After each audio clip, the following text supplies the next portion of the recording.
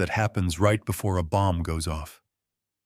The air conditioning hummed faintly, but all I could hear was the steady beating of my own heart. My wife's funeral was barely a memory, and already the vultures were circling above me.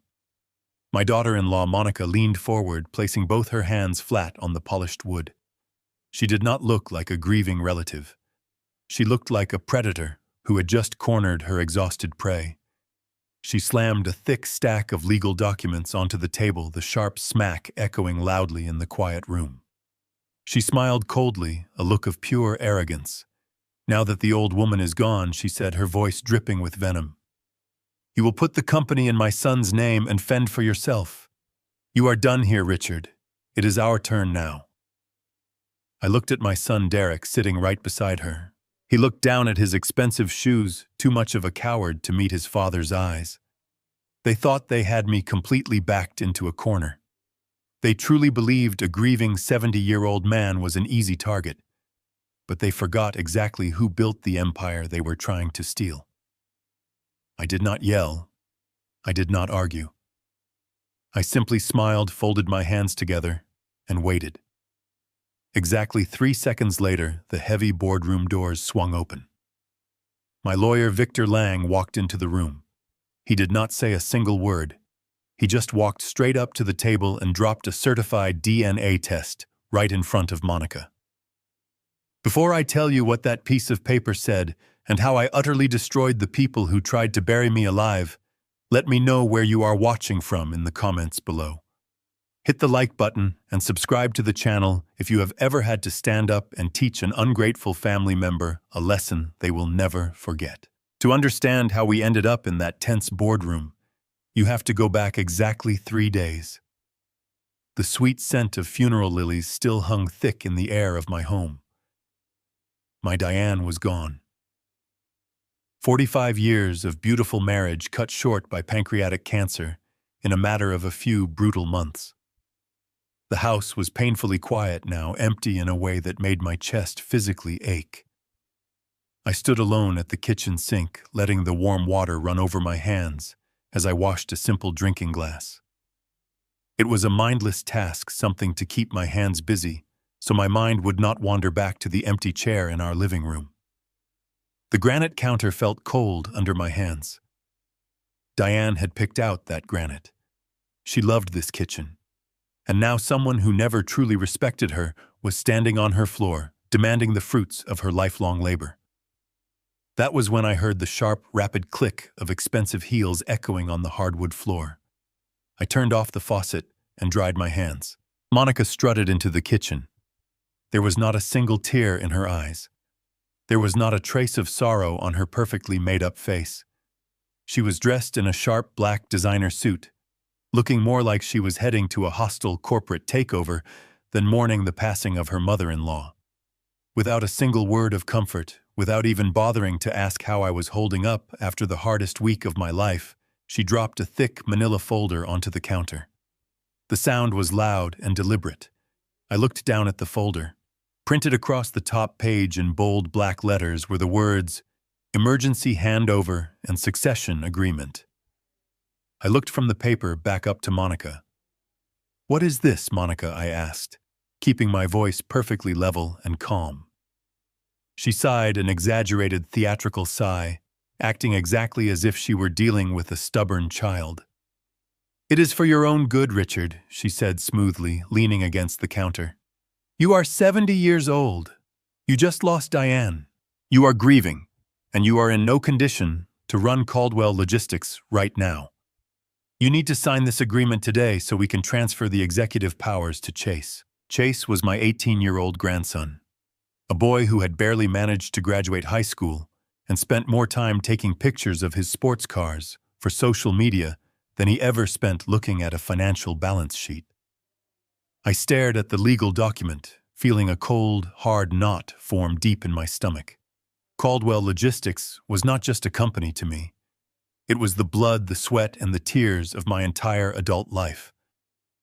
Diane and I built that $15 million empire from a single rusty delivery truck back in 1985. We did not have wealthy investors. We had exactly $100 in our bank account and a shared dream. We spent our 20s eating cold sandwiches in freezing parking lots, sleeping in the cramped cab of that truck, and fighting tooth and nail for every single client we ever had. Diane kept the books on a fold-out table while I drove through blizzards to make deliveries. And now, only 3 days after I buried the woman who helped me build all of it, my daughter-in-law wanted me to hand the keys over to a teenager so she could pull the strings from the shadows. I did not raise my voice. I did not show her my anger. In business, the one who loses their temper is the one who loses the negotiation. I just looked at her and said, "The company is running just fine. I am grieving, Monica. I am not incapacitated." Right on cue, my son Derek walked into the kitchen. He was 42 years old, but standing next to his overbearing wife, he looked like a frightened little boy waiting for orders. He stepped forward and placed a gentle hand on my shoulder, putting on a highly rehearsed mask of deep concern. He was wearing a custom suit I bought for him, living a comfortable life I completely funded. Yet here he was, trying to put me out to pasture before the dirt on his mother's grave had even settled. "Dad, please just listen to her," Derek said softly, his voice trembling slightly. "The doctor said your blood pressure has been dangerously high since Mom got sick. We are terribly worried about you. We do not want to lose you too. Just sign the papers. Let Chase hold the title in the family trust, and Monica and I will handle all the daily operations for the company. You can finally rest and take care of yourself. You do not have to worry about a single thing anymore." It sounded so incredibly caring. It was the perfect plausible lie. A loving son and a concerned daughter-in-law stepping up to take a massive burden off an old man's shoulders. But I knew Derek better than anyone. I had spent millions of dollars on his elite Ivy League education, only to watch him become a weak man who could not make a single major decision without his wife's explicit permission. I looked at the expensive gold pen Monica had conveniently placed right next to the folder. "I will think about it," I said quietly, stepping back from the counter. "I need some time to read through the legal clauses before I sign anything." Derek nodded eagerly, clearly relieved that I had not flatly refused their demand. "Of course, Dad, take all the time you need," he said, forcing a warm smile. "Just do not wait too long. The market is very volatile right now, and the company needs steady leadership." They turned around together and walked out of the kitchen, their footsteps fading down the long hallway, leaving me alone with the stack of papers. I stood frozen by the counter, my heart pounding a slow, heavy rhythm in my chest.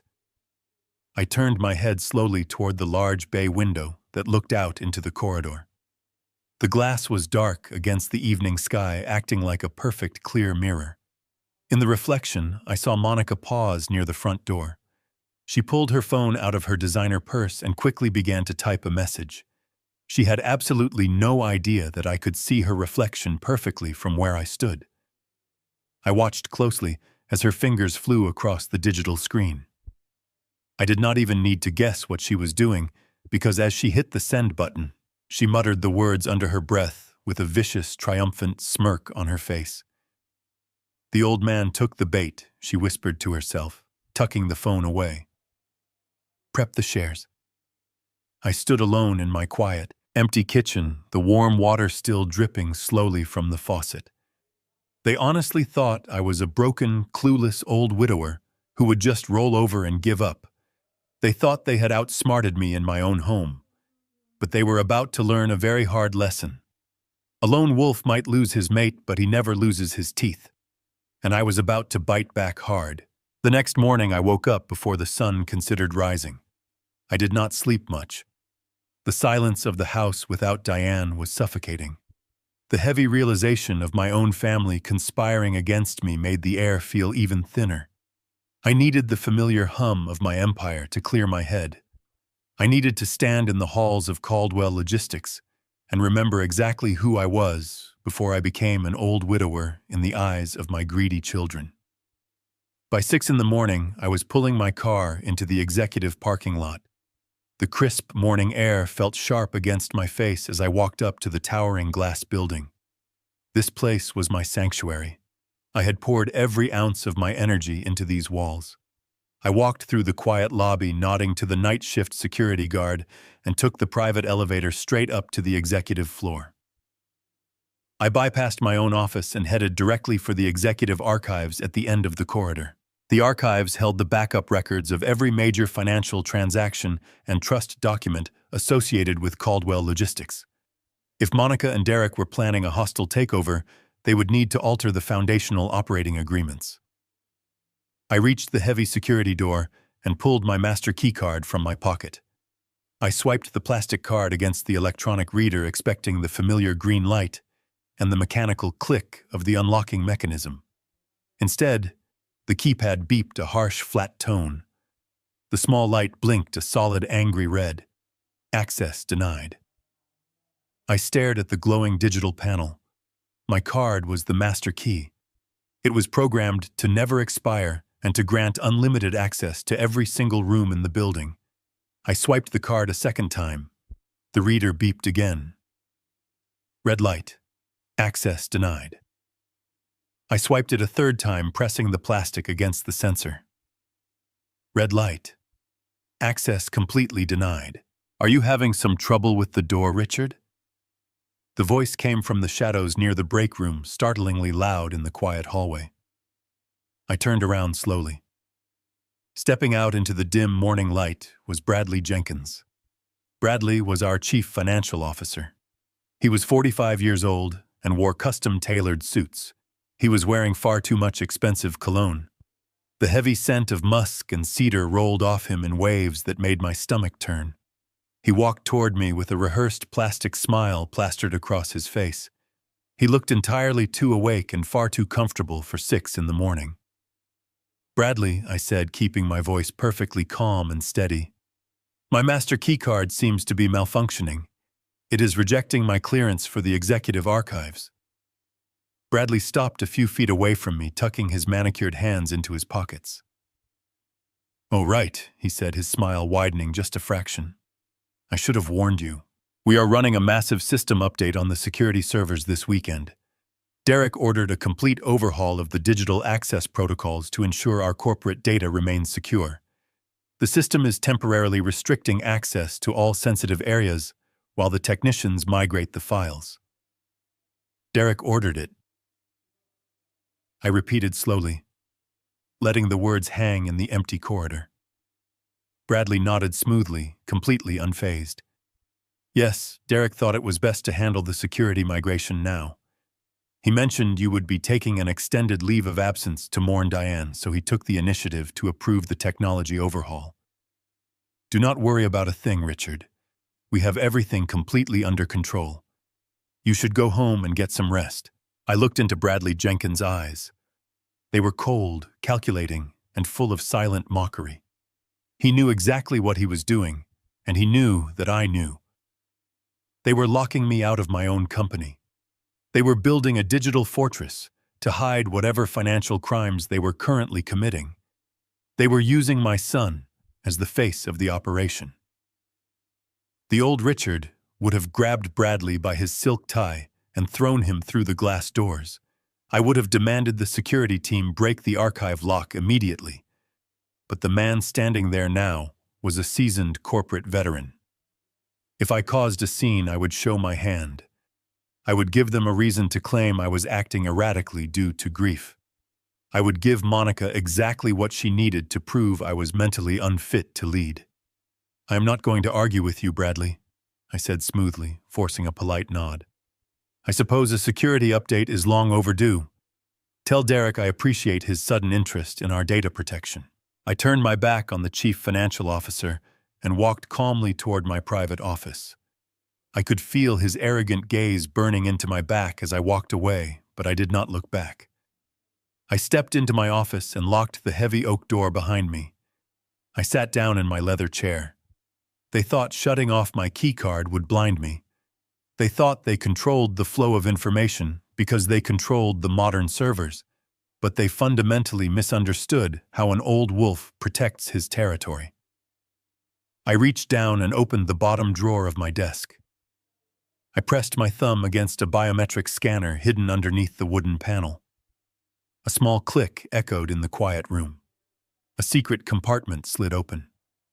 Inside rested a thick, dust-covered external hard drive.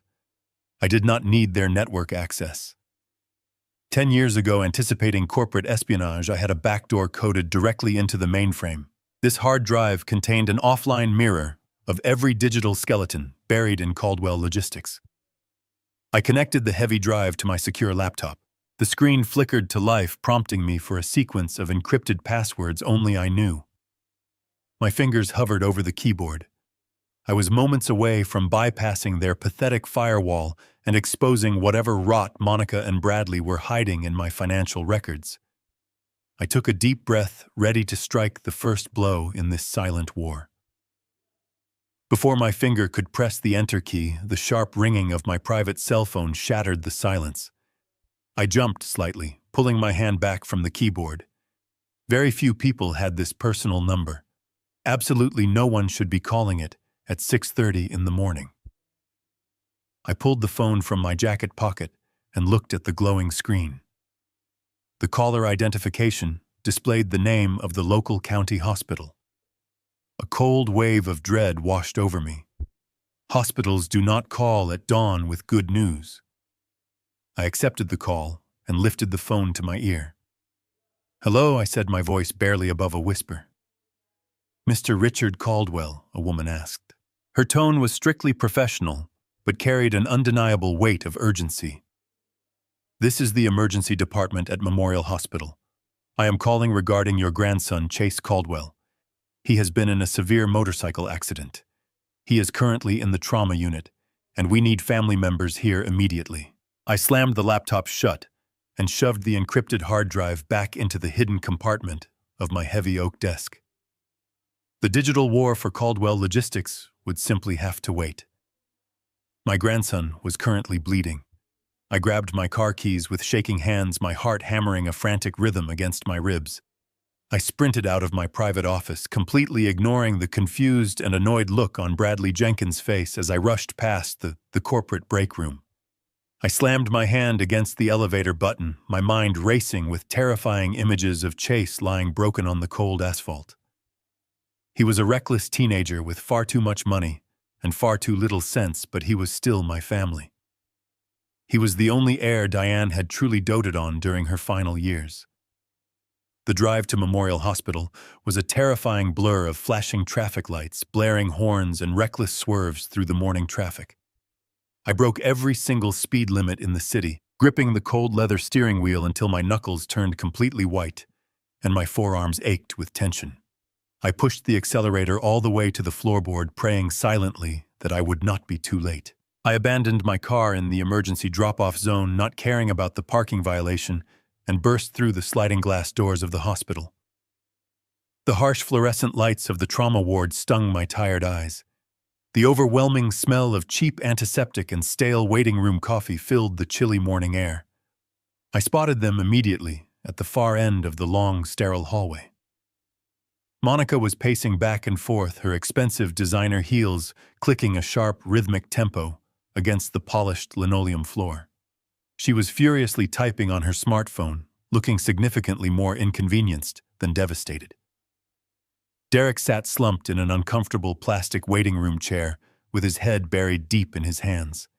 His tailored suit was severely wrinkled, and his broad shoulders shook slightly under the bright hospital lights. I hurried down the hallway, my heavy footsteps announcing my sudden arrival. Derek looked up, his face extremely pale and slick with a nervous sweat. "Dad," he choked out, standing up quickly and wiping his hands on his trousers. "I got here as fast as I possibly could," I said, grabbing his shaking shoulders. "What exactly happened out there, and how bad is his condition right now?" Derek swallowed hard, his anxious eyes darting toward Monica, who had finally stopped typing to look at me with mild annoyance. "He took a sharp corner way too fast on that brand-new sports motorcycle," Derek explained, his voice trembling noticeably. He lost control of the bike and slid directly into a steel guardrail on the busy highway. He was wearing his protective helmet, thank God, so there is no severe brain damage or spinal trauma. But he suffered a very deep laceration on his left thigh and some minor internal bruising around his ribs. He lost a significant amount of blood at the scene of the accident before the paramedics could arrive and apply a proper tourniquet. Monica aggressively crossed her arms over her chest, letting out a sharp, highly frustrated sigh that echoed loudly in the quiet corridor. "It is a complete and utter disaster, Richard. We were strictly scheduled to finalize the executive trust transfer this afternoon, and now we are stuck sitting in this miserable waiting room." I stared at her, completely appalled by her absolute lack of basic maternal concern. Her teenage son was lying on a surgical operating table, and she was only worried about a corporate handover schedule. Before I could formally reprimand her for her stunning callousness, the heavy double doors of the trauma bay swung open. A very tired-looking attending physician stepped out into the quiet waiting area. He wore blue surgical scrubs that were visibly stained with small dark spots of fresh blood. His blue surgical mask was pulled down around his neck, revealing a deeply lined, physically exhausted face. "Family of Chase Caldwell," he called out loudly, his authoritative voice echoing down the hospital corridor. We rushed forward together, forming a tight, anxious circle around the exhausted medical professional. "He is medically stable for the moment," the physician said, holding up a thick metal clipboard and clicking his pen. "We managed to successfully stop the primary hemorrhaging in his upper leg, and his vital signs are currently holding steady on the monitors. However, his overall hemoglobin levels are dropping to a critically low point. We need to administer a massive blood transfusion immediately to prevent him from slipping into severe hypovolemic shock." Derek let out a loud, shuddering breath of profound relief, leaning heavily against the painted drywall for physical support. "Then do it immediately," Monica demanded, waving her manicured hand dismissively at the doctor. "Give him the required blood and patch him up quickly so we can finally get out of this depressing place. We have a private, luxurious recovery suite waiting for him at our home." The doctor frowned deeply, clearly unimpressed by Monica and her highly demanding, arrogant attitude. "It is not that simple, ma'am," he said, his professional tone growing noticeably firm and uncompromising. "Your son has a very rare and specific blood type. He is AB positive. Under normal daily circumstances, this would not be a massive logistical issue. But our hospital blood bank experienced an unprecedented shortage this week due to a multi-car pileup on the interstate. We simply do not have enough AB positive or universal donor blood in our immediate hospital inventory to safely and fully complete the required transfusion." He looked directly at Derek, then shifted his serious gaze to Monica. "We need direct family donors right now, immediately. The boy desperately needs blood, and he needs it flowing into his veins within the next hour to survive. We can bring you both into the lab and cross-match you immediately to save his life." The world around me seemed to halt completely. The low mechanical hum of the hospital ventilation system faded entirely away. The distant rhythmic beeping of the cardiac monitors went dead in my ringing ears. The attending doctor's specific words echoed loudly in my mind, repeating over and over again like a broken skipping record. A B positive. The boy is a B positive. My mind, rigorously trained over decades to analyze complex corporate data and detect absolute factual inconsistencies, immediately latched onto a monumental, undeniable biological impossibility. I am an O blood type. My beloved late wife Diane was an O blood type. By the absolute unbreakable scientific laws of human genetics, two biological parents with type O blood can only ever produce children with type O blood. Therefore, my biological son Derek was undeniably factually an O blood type. I knew this for an absolute fact. I vividly remembered the medical paperwork from his severe childhood appendectomy surgeries. Monica, I knew from a brief conversation years ago during a minor family medical scare, was an A blood type. I stood perfectly still in the sterile hospital corridor, staring blankly at the white wall directly behind the doctor.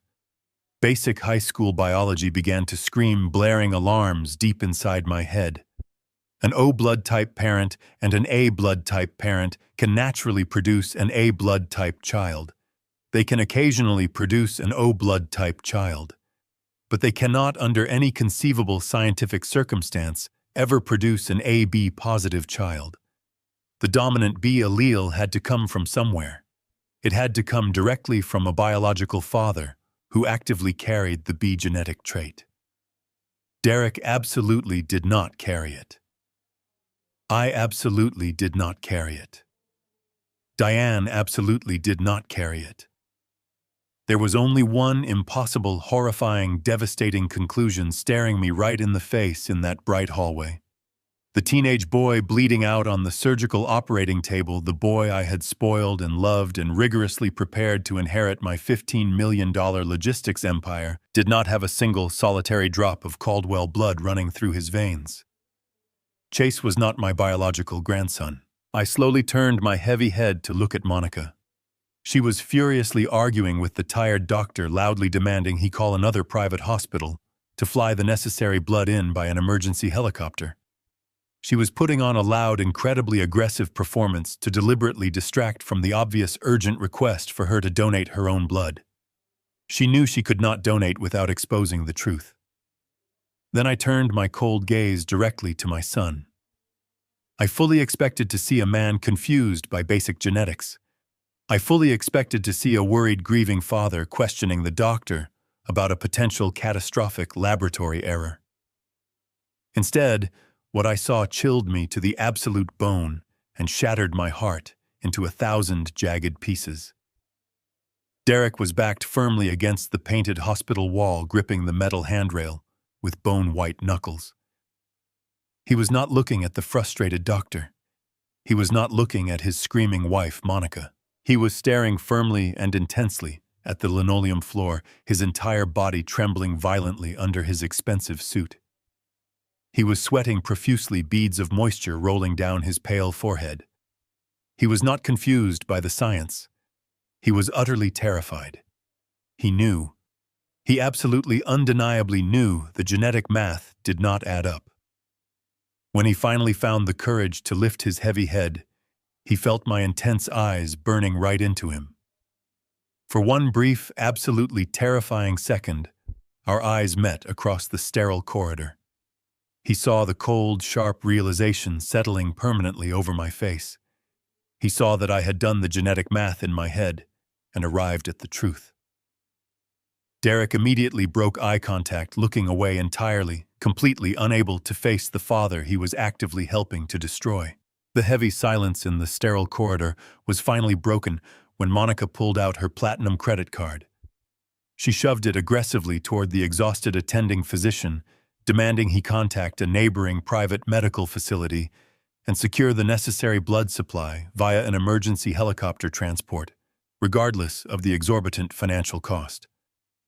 The doctor, realizing he was dealing with people who firmly believed that money could effortlessly bend reality, nodded curtly and marched back into the busy trauma bay to make the necessary arrangements.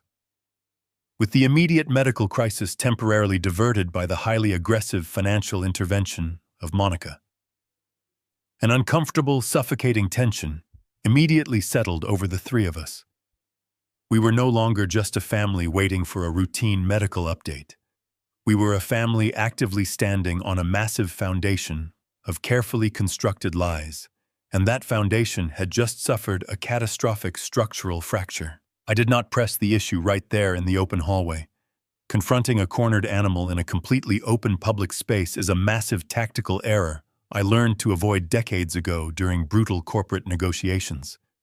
Instead, I let the suffocating silence stretch out for a few more agonizing minutes. I looked at Derek, who was still flatly refusing to meet my eyes, and calmly suggested we get some coffee from the hospital cafeteria downstairs while we waited for the helicopter transport to arrive.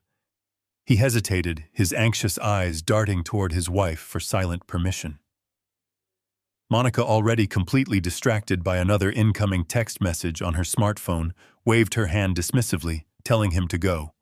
She clearly wanted the space to conduct her own private business without my constantly observing eyes.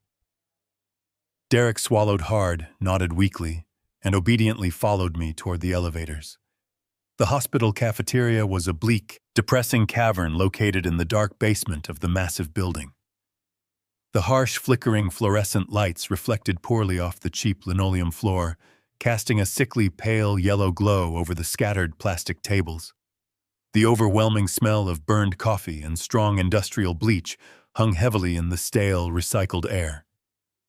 We purchased 2 cups of bitter, lukewarm coffee in flimsy styrofoam cups and found a secluded table in the far back corner of the desolate room.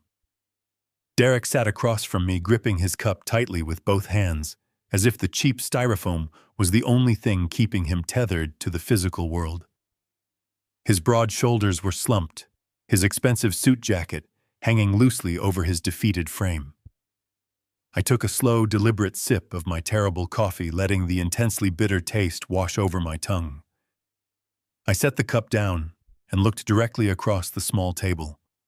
So I said, keeping my voice incredibly calm, measured, and entirely free of accusation. That was certainly quite a tense moment up there with the attending physician. I suppose it is a good thing Monica was willing to cover the cost of the emergency transport. But I have to admit, Derek, I was a little confused by the medical details. The doctor was very clear that Chase is an AB-positive blood type. I leaned forward slightly, resting my forearms on the sticky plastic table. Diane and I were both O blood types. You are an O blood type. Monica is an A. How exactly does a boy with those biological parents end up with AB-positive blood? Derek flinched physically, exactly as if I had reached across the table and struck him directly across the face. The nervous sweat that had recently begun to dry on his forehead instantly returned in heavy, glistening beads. He squeezed the styrofoam cup so tightly that the hot coffee nearly spilled over the fragile rim. He did not give me a puzzled look. He did not express a genuine, natural confusion over a potential laboratory mix-up. Instead, he reacted with immediate, explosive hostility. He slammed the cup down onto the table, his voice cracking with a high-pitched, desperate, defensive anger. "You are grieving and confused, Dad," he snapped, his face flushing a deep, angry crimson. The laboratory made a simple typographical error on his medical chart. "It happens all the time in these chaotic emergency rooms. Do not start your paranoid interrogations today. My son is lying in a hospital bed, and you are trying to turn a simple clerical mistake into a ridiculous conspiracy." I sat perfectly still, absorbing the full weight of his furious outburst. In the ruthless world of logistics and corporate acquisitions, I had sat across the table from hundreds of desperate men trying to hide terrible truths. I knew exactly what genuine confusion looked like. I knew exactly what righteous indignation looked like. And I knew exactly what a cornered, guilty coward looked like when the walls of his deception began to close in around him. Derek was not stupid, but he was an incredibly poor liar. He was hiding something massive, and his explosive, uncharacteristic aggression only served to completely confirm my absolute worst fear. If he truly believed it was a simple laboratory typo, he would have brushed off my questions with a tired sigh.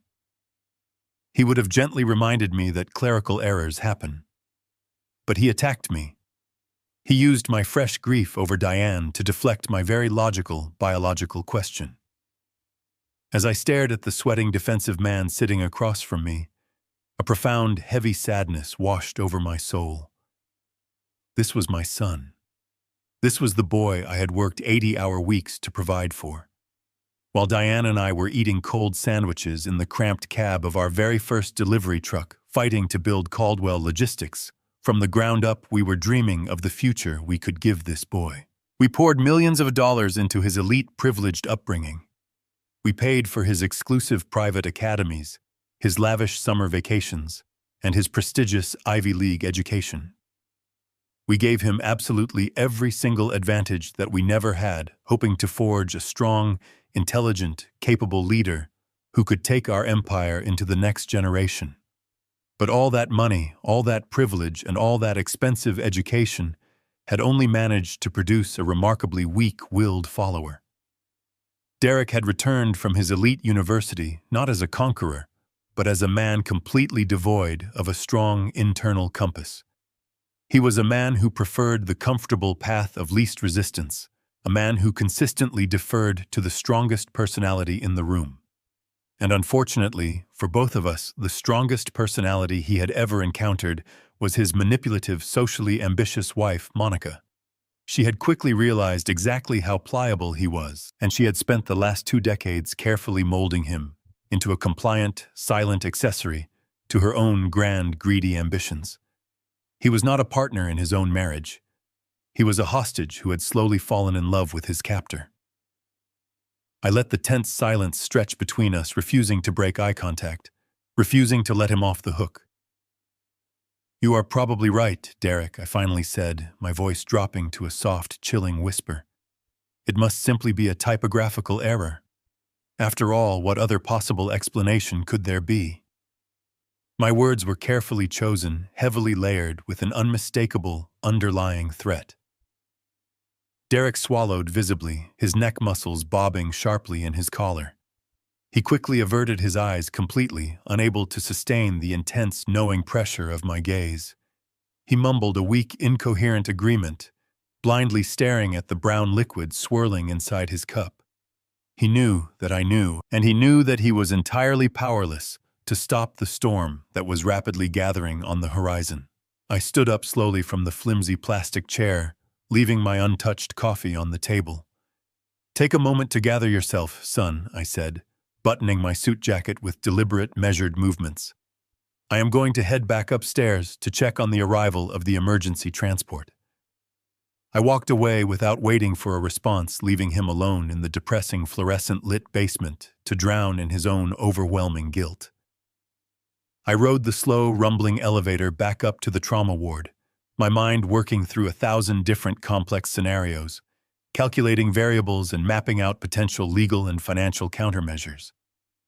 When the elevator doors slid open on the surgical floor, I stepped out into the quiet corridor. I did not immediately walk back to the waiting room area. Instead, I paused behind the thick concrete pillar near the nurse station, keeping myself completely concealed in the shadows. Further down the long, sterile hallway, standing near the large glass windows that overlooked the bustling city streets below, was Monica. She was whispering furiously into her smartphone, pacing wildly. It was absolutely not a laboratory typographical error. "Chase is definitely not a biological Caldwell. I desperately need undeniable proof, and I know exactly how I will get it." The emergency helicopter arrived shortly after Monica made her frantic calls. The transfusion was an absolute success. Chase stabilized quickly, and within a few hours the attending physician declared him out of the woods. By late afternoon, they discharged him with crutches, pain medication, and strict orders to rest in bed. I played the part of the relieved grandfather to absolute perfection. I hugged Derek, gave Monica a supportive smile, and told them I would check on them later. Then I went home and prepared for a different operation. I needed undeniable proof, and I needed it secured before they realized I was onto their deception. I purchased 2 large containers of chicken noodle soup, transferring them into my own glass containers to make it look like a homemade gesture. I slipped a pair of latex gloves and 3 sterile plastic bags into my wool overcoat. The sun had set by the time I pulled into the driveway of their home. It was an estate with manicured lawns and a stone facade entirely paid for by my money. I had written the down payment check 3 years ago to secure a stable environment for the boy I mistakenly believed was my flesh and blood. Now looking at the glowing windows, I felt a sense of violation. I walked up the stone steps and rang the heavy brass doorbell. Derek opened the door, looking drained, and wearing the wrinkled suit from the hospital. "Dad," he said, his voice laced with surprise and a hint of anxiety, "you really did not have to come out here tonight. You should be resting." I held up the glass containers with a gentle smile. "I could not sleep, son," I said softly. "I know you both must be exhausted. I brought some warm soup so you do not have to worry about cooking dinner." Derek stepped aside, allowing me into the grand foyer. The house was quiet, the thick plush carpets absorbing the sound of my heavy footsteps. We walked into the kitchen. Monica was sitting at the marble island, a glass of red wine in one hand and a stack of hospital discharge papers in the other. She did not bother to stand up or greet me. Instead, She began to complain loudly about the exorbitant cost of the emergency medical transport she had demanded just hours earlier. "Can you believe the nerve of these private transport companies?" she scoffed, tossing a bill onto the counter. "They are charging us a premium for a 20-minute helicopter ride. It is highway robbery." I set the soup down on the counter, keeping my expression neutral. "Health and safety have no price tag, Monica," I replied smoothly. "We are blessed that Chase is resting comfortably upstairs." She rolled her eyes and took another sip of wine, missing the double meaning hidden in my words. Derek offered to heat up the soup, moving slowly toward the kitchen stove. I seized the opportunity. "I am going to wash my hands and check in on the boy." "For a brief moment," I said casually, turning away from the kitchen before either of them could offer an objection. I walked up the staircase, my heart beating with a cold, precise rhythm. The second floor was dimly lit and silent. I walked past the master bedroom and headed straight for the end of the long hallway where Chase had his private suite. I pushed his bedroom door open just a fraction of an inch. He was fast asleep in his large bed, his injured leg propped up on a stack of soft pillows, a pair of noise-canceling headphones covering his ears. I quietly pulled the door shut and slipped directly into his private attached bathroom. The room smelled of expensive cologne and mint toothpaste. I reached into my overcoat pocket and pulled out the sterile plastic bags and the surgical latex gloves. I snapped the gloves over my hands, moving with the quiet efficiency of a man completely focused on his mission. I opened the mirrored medicine cabinet above the porcelain sink. There, resting in a sleek ceramic holder, was his blue electric toothbrush. The bristles were still slightly damp from recent use. It was a perfect, uncontaminated source of raw genetic material. I carefully extracted the toothbrush, making absolutely sure not to touch the bristle head, and dropped it directly into the first sterile plastic bag. I sealed the tight plastic zipper shut, locked the evidence away in my deep pocket, and closed the medicine cabinet without making a single sound. That was half the battle. Now I needed Derek.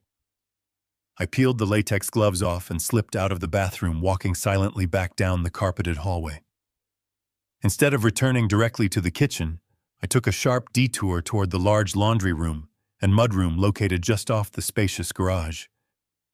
Derek was a creature of absolute habit. He went to an executive gym 3 times a week, and he always dumped his sweaty workout gear into a specific wicker hamper by the garage door, entirely too lazy to carry it to the washing machine himself. I stepped into the dark mudroom, my eyes scanning the organized shelves and hooks. I found the wicker hamper immediately. Resting right on top of the pile was his dark gray athletic jacket, exactly where he had carelessly tossed it yesterday afternoon before the medical emergency completely derailed their entire week. I put on a fresh pair of surgical gloves and picked up the dark fabric, holding it up toward the dim security light filtering in through the garage window. I scrutinized the collar and the inner lining with intense focus. It only took me 30 seconds to find exactly what I needed. Woven into the sweaty fabric near the high neckline were 2 distinct dark brown hairs. I pulled a pair of small metal tweezers from my pocket, gripped the very tips of the hairs, and carefully plucked them from the jacket lining. I held them up to the light, confirming that the tiny whitish biological root follicles were still perfectly intact at the base. It was more than enough biological material for a definitive match.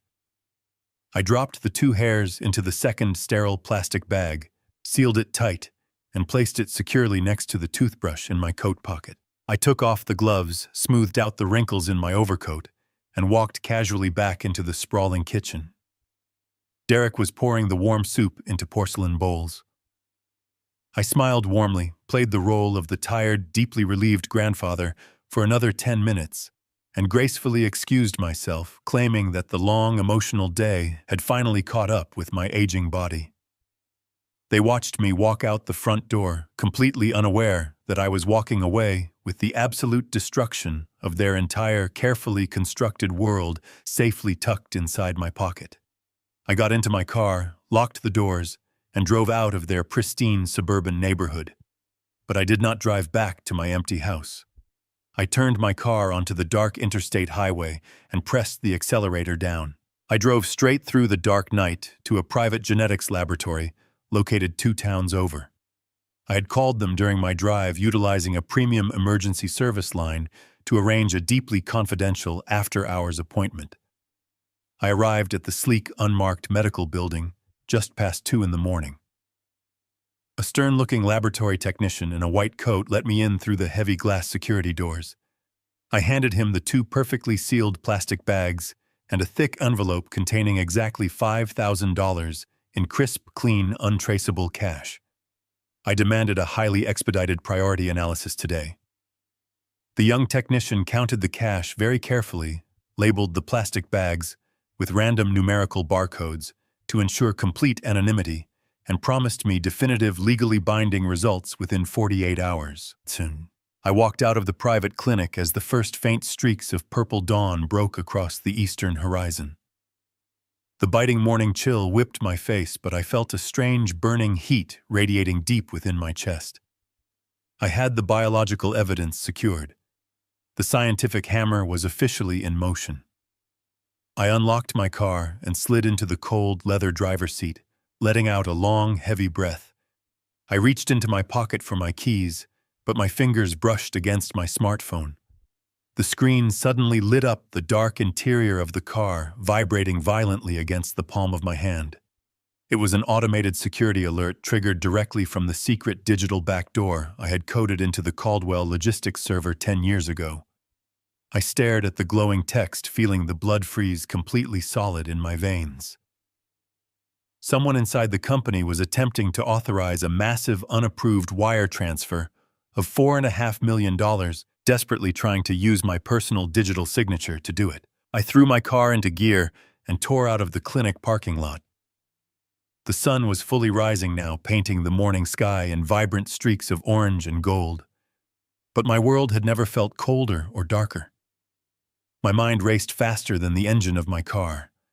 Whoever was sitting at a computer terminal attempting to push that massive wire transfer through the Caldwell logistics system was getting desperate. They were trying to bypass the primary authentication protocols by using a forged version of my digital footprint. I did not drive back to the corporate headquarters. Confronting Bradley or whoever was sitting at that desk would only give them the opportunity to scrub the servers and destroy the digital evidence before I could secure it. I drove straight back to my house, the large empty home that felt more like a mausoleum than a sanctuary. I bypassed the kitchen and walked down the long hallway to my private home office. I locked the heavy door behind me and closed the thick wooden blinds, plunging the room into shadows. I turned on my desk lamp and sat down in front of my secure home terminal. 10 years ago, when Caldwell Logistics was rapidly expanding, and we were fending off aggressive corporate espionage from rival logistics firms, I hired a brilliant independent programmer to build a fail-safe into our network architecture. It was a digital ghost, a completely invisible backdoor coded directly into the foundational framework of the company servers. I never told Diane about it, and I certainly never told Derek or the board of directors. It was my ultimate insurance policy designed for a catastrophic scenario just like this one. I booted up the terminal and typed in a complex sequence of commands that had not been used in a decade. The screen flashed black, then flooded with cascading lines of green code. I was in. I navigated through the invisible pathways of the network, bypassing the heavily advertised corporate firewalls without triggering a single alarm. I located the active terminal that had initiated the security alert. It was registered to the executive financial suite. Bradley Jenkins was already awake and working early furiously, trying to force a heavily encrypted wire transfer through the system using a spoofed credential package designed to mimic my authorization.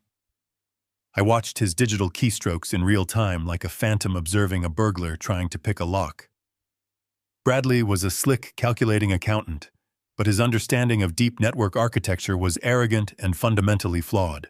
He had established a series of internal lockouts to blind the general accounting staff and block my standard administrative access, but his walls were built on the surface level.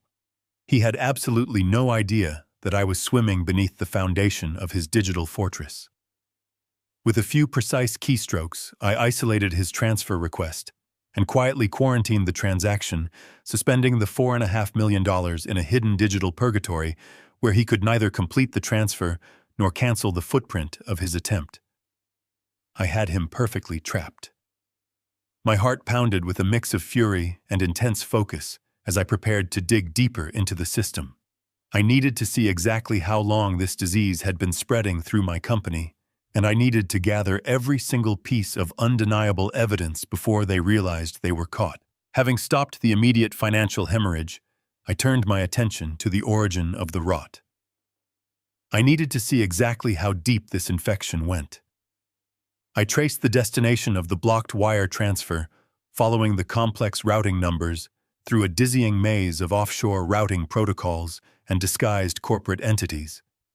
What I found was a sophisticated, highly organized labyrinth of financial fraud. Bradley had not just been skimming off the top. He had engineered a massive systemic pipeline designed to drain the lifeblood of my company. I uncovered 4 distinct shell companies, all recently registered in the state of Delaware under fake limited liability corporations. They had generic, meaningless names that blended perfectly into a standard corporate expense report. Global Freight Solutions, Apex Logistics Consulting, Horizon Management, Partners, and Zenith Supply Chain Associates.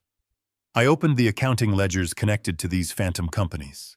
The digital paper trail revealed a relentless barrage of fabricated invoices for phantom consulting services and non-existent software upgrades and dummy logistical routes that Caldwell Logistics had supposedly subcontracted. The sheer volume of the fake invoices was staggering, but they were carefully calculated to slide just beneath the threshold of an automatic secondary board review. Bradley had meticulously orchestrated the payments to look like standard operational expenses, masking the theft behind a wall of tedious corporate bureaucracy. I began downloading every single ledger, every fake invoice, and every routing number onto my secure hard drive, ensuring I had a permanent, unalterable record of their massive criminal enterprise. The depth of the deception was sickening, revealing a level of calculated greed that completely shattered any lingering illusions I had about the people operating within my own corporate headquarters. I dug deeper, matching the dates of the fraudulent invoices with the corresponding outflow of corporate capital. I pulled up the master ledger of the company and cross-referenced the missing capital against our internal accounts. When the numbers finally aligned on my glowing screen, a wave of profound nausea hit me so hard I had to grip the edge of my desk to steady myself. The money was not coming from our operational revenue. It was not coming from our expansion reserves. The $4.5 million that Bradley and Monica had siphoned away over the past 8 months was being systematically drained directly from the employee pension fund. They were stealing the hard-earned retirement savings of the truck drivers, warehouse managers, and logistics coordinators who had dedicated their lives to building this company alongside me. But the absolute worst part was the timeline. I stared at the dates of the largest outgoing wire transfers, feeling a sharp, twisting agony in my chest. The first massive withdrawal was initiated 8 months ago. That was exactly the same week Diane received her terminal cancer diagnosis. While I was sitting in sterile oncology waiting rooms holding my dying wife's fragile hand and crying over her hospital bed, my daughter-in-law and my chief financial officer were busy plundering the company vaults. They knew I was completely distracted by grief and medical decisions. They knew my attention was entirely focused on the woman I loved more than life itself. They weaponized my pain and used Diane's tragic decline as a convenient, prolonged distraction to orchestrate their massive theft. Every time Monica visited the hospice facility, she was calculating how much more she could steal. I sat back in the heavy leather chair, the glow of the computer monitor illuminating the dark room. The pieces of the puzzle were finally clicking together with terrifying clarity. The massive embezzlement of the pension fund, the fake Delaware corporations, the desperate, panicked attempt to push a final wire transfer through the system at dawn, and the sudden, aggressive push for me to sign the succession documents mere days after Diane's funeral. I reached into my briefcase and pulled out the thick manila folder Monica had slammed onto my kitchen counter the day before. The emergency handover and succession agreement. I flipped past the first few pages of legal jargon regarding executive powers and skipped directly to the final clauses buried at the very end of the extensive document. There it was, hidden beneath layers of dense corporate terminology. A comprehensive indemnification clause completely absolving the new executive board of any prior financial discrepancies, and a mandatory authorization for the upcoming end-of-year audit bearing my signature as the sole approving authority. The handover document was never about taking power. It was never about Monica wanting to rule the company from the shadows. The document was a meticulously crafted legal shield. The end-of-year corporate audit was scheduled to begin in less than 3 weeks. An independent auditing firm would tear through the company ledgers, and it would take them less than an hour to notice a gaping $4.5 million hole in the employee pension fund. When the federal investigators inevitably arrived to comb through the wreckage, they would demand answers. They would look at the digital authorization logs. They would see the spoofed credentials holding my digital signature. And if I signed that handover document, I would be legally authenticating all financial operations prior to the transfer of power. Monica and Bradley were not just stealing my money. They were meticulously framing me for the entire operation. They intended to use my signature to bury the massive embezzlement entirely under my name. They needed my signature to seal my coffin, and they were willing to use my grief to get it. They vastly underestimated the man they were trying to destroy. The hours following my discovery in the digital shadows of Caldwell Logistics dragged on with suffocating slowness. I paralyzed Bradley Jenkins and his frantic attempt to transfer $4.5 million, freezing the stolen pension funds in a void. But that was only the financial battlefield. The biological war was still waging silently, waiting for science to deliver its indisputable verdict. I stayed locked inside my dimly lit home office for 2 days. I ignored the relentless phone calls from my son Derek, who was growing increasingly anxious about my delayed response to the succession agreement. I ignored the demanding text messages from Monica, who was wondering why her perfectly laid trap had not yet snapped shut. I needed to maintain total silence. To react now without having every piece of the puzzle firmly locked into place would be a catastrophic tactical error. I drank bitter black coffee and stared at the walls, my mind compartmentalizing the betrayal into manageable, actionable pieces. Finally, on the morning of the 3rd day, the secure burner phone resting on my desk vibrated violently. It was a local number, the private genetics laboratory I visited under the cover of darkness. I answered the call immediately, my voice steady and devoid of emotion. "Mr. Caldwell," a sterile professional voice said through the speaker, "we have completed the expedited analysis on the biological samples you provided. The comprehensive results have been compiled, verified, and sealed. They are ready for immediate physical pickup at our front desk." I did not ask for the results over the phone. I needed to hold the physical document in my hands. I thanked the technician, disconnected the call, and grabbed my heavy wool overcoat. The final nail in the coffin of my family was waiting for me. The drive to the private clinic felt vastly different in the stark light of the morning sun. When I had driven this exact route 3 nights ago, I was a man fueled by desperate, frantic suspicion. Navigating the busy suburban streets and watching normal people go about their mundane daily routines, I was a man marching toward an inevitable execution. I parked my truck in the sleek, unmarked lot of the medical building and stepped out into the crisp autumn air. The clinical white walls of the lobby offered no comfort. I approached the reception desk and provided the anonymous numerical barcodes the technician had assigned to my plastic bags. The receptionist, a young woman who looked entirely too cheerful for a place that routinely delivered life-destroying news, checked her computer terminal and retrieved a thick, tamper-proof manila envelope from a locked filing cabinet. She slid it across the counter, completely unaware of the absolute devastation sealed inside its thick paper walls. I took the envelope, feeling its heavy physical weight in my hands. I did not open it in the lobby. I needed the absolute privacy of my own space. I walked back out through the sliding glass doors, the automated hum sounding unnaturally loud in my ears. I climbed into the driver's seat of my truck, closed the heavy door, and locked it. I started the engine, letting the deep rhythmic rumble of the motor fill the insulated cabin. The heater blew warm air over my cold hands, but it did absolutely nothing to thaw the freezing ice that had firmly settled into my chest. I sat in the idling truck for a long time, staring at the blank face of the envelope resting on the passenger seat. Inside that paper casing was the absolute scientific truth of my bloodline. I had spent 18 years looking at Chase, searching for traces of my own facial features in his adolescent face, looking for Diane's bright smile in his expressions, looking for my own relentless drive in his actions. Now I was about to find out if I had been searching for ghosts. I took a deep, steadying breath, reached over and picked up the envelope. I slid my index finger under the sealed flap and tore it open with one swift, decisive motion. I pulled out the crisp, white laboratory report.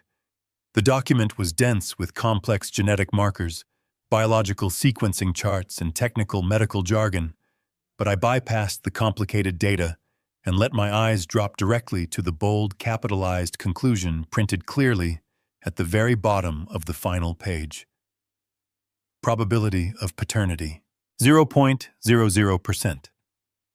The biological samples provided from subject A do not share a paternal genetic relationship with the biological samples provided from subject B. The subject known as Chase is excluded as the biological offspring of the subject known as Derek. I read the numbers again. 0.00%. There was no margin for error. There was no statistical anomaly. It was a complete, undeniable biological zero. The teenage boy I had loved, spoiled and prepared to inherit my $15 million empire, was an absolute stranger.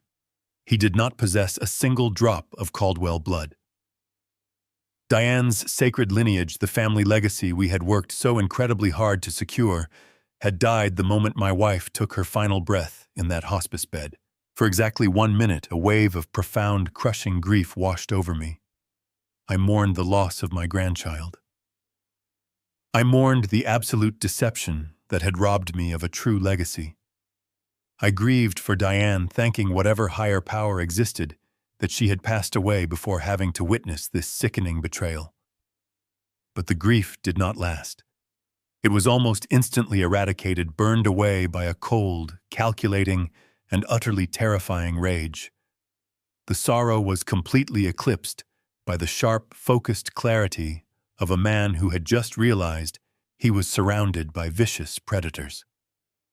I folded the laboratory report perfectly in half and placed it securely into the inner pocket of my tailored suit jacket. My mind, rigorously trained by decades of ruthless corporate warfare, began to rapidly process the new variables of the battlefield. If Derek was not the biological father of the boy, then who was? Monica was a highly calculating, incredibly ambitious woman. She would not risk her extremely comfortable, heavily subsidized lifestyle on a random, meaningless affair with a stranger. If she was going to commit an infidelity that could potentially destroy her lucrative marriage to the heir of a logistics empire, she would do it with someone useful. Someone who could actively help her achieve her ultimate goal of absolute financial control. She would partner with someone who understood exactly how to manipulate massive sums of money without triggering internal corporate alarms. She would partner with someone who had deep, unrestricted access to the complex financial architecture of Caldwell Logistics. The realization struck me with the force of a speeding freight train. The missing $4.5 million from the employee pension fund. The fake shell companies registered in Delaware. The frantic early morning attempt to push a massive wire transfer through the system using my spoofed digital signature. Monica was not orchestrating this massive corporate embezzlement all by herself. She had a highly skilled, deeply embedded partner on the inside. I pulled out of the medical clinic parking lot, my destination firmly set. I was not going back to the office, and I was not going home. I was going to war, and I needed a soldier to gather my ammunition. I drove to a nondescript office building located in the industrial district on the very edge of the city. I walked through the doors and stepped into the sparse utilitarian office of Robert Sanchez. Robert was an ex-federal agent, a man who had spent 20 years hunting down white-collar criminals and dismantling organized syndicates before transitioning into highly lucrative, strictly confidential private investigation. He was ruthless, incredibly efficient, and entirely devoid of moral hesitation when properly compensated. I sat down in the uncomfortable chair across from his metal desk. I did not offer any pleasantries. I reached into my coat pocket, pulled out my checkbook, and signed a blank check. I slid the crisp piece of paper across the metal desk, leaving the financial amount completely empty. Robert looked at the blank check, his dark eyes narrowing with intense professional curiosity. "I need you to dig up every single shadow Monica ever cast, both before and after she managed to marry my son," I instructed, my voice hard and unforgiving like cracked ice. "Leave absolutely no stone unturned. I want to know where she spends her afternoons, what she buys, and exactly who she meets when she thinks nobody is looking. I want her entire life completely dismantled and laid bare on my desk." Robert slowly picked up the blank check, a slow, knowing smile spreading across his weathered face. "Where exactly would you like me to start, Mr. Caldwell?" he asked quietly. I leaned forward, the cold rage burning brightly in my chest. "Start with Bradley Jenkins." I spent the next 3 days walking through my life like a ghost. I went to the office, attended meetings, and reviewed quarterly projections, as if the ground beneath me had not completely collapsed. I nodded at Bradley Jenkins when we passed in the hallway, offering him the same polite, professional smile I had given him for years. I answered Derek's increasingly anxious phone calls regarding the succession documents, assuring him in a weary, defeated voice that I just needed a little more time to finalize my affairs. Every word I spoke was a carefully calculated performance. I was a man standing in the center of a burning room, calmly adjusting his tie while quietly bolting all the doors from the inside. They believed they were watching a powerful man slowly fade into irrelevance due to the overwhelming grief of losing his wife. They had no idea they were actually watching a predator patiently arranging his killing floor. On the evening of the third day, my burner phone finally buzzed. It was a single text message from Robert Sanchez, containing an address for a 24-hour diner located on the industrial outskirts of the city, and a specific time. I arrived 15 minutes early, pulling my truck into the dimly lit, pothole-ridden parking lot. The diner was a relic from another era, smelling strongly of stale fryer grease and cheap black coffee. Robert was already sitting in a sticky vinyl booth tucked far away in the back corner, completely hidden from the large front windows. He was nursing a mug of black coffee, his face an unreadable mask of professional stoicism. As I slid into the booth across from him, he did not offer a greeting. He simply reached into his worn leather briefcase and pulled out a thick, heavy manila folder. He slid it slowly across the scarred laminate table until it bumped gently against my folded hands. "You were absolutely right to start with Bradley Jenkins, Mr. Caldwell." Robert said, his voice a low, gravelly murmur that barely carried over the ambient hum of the diner's old refrigerator units. They were not exceptionally careful. Arrogance rarely is. I stared at the thick dossier. My fingers rested lightly on the rough paper, feeling the profound weight of the secrets locked inside.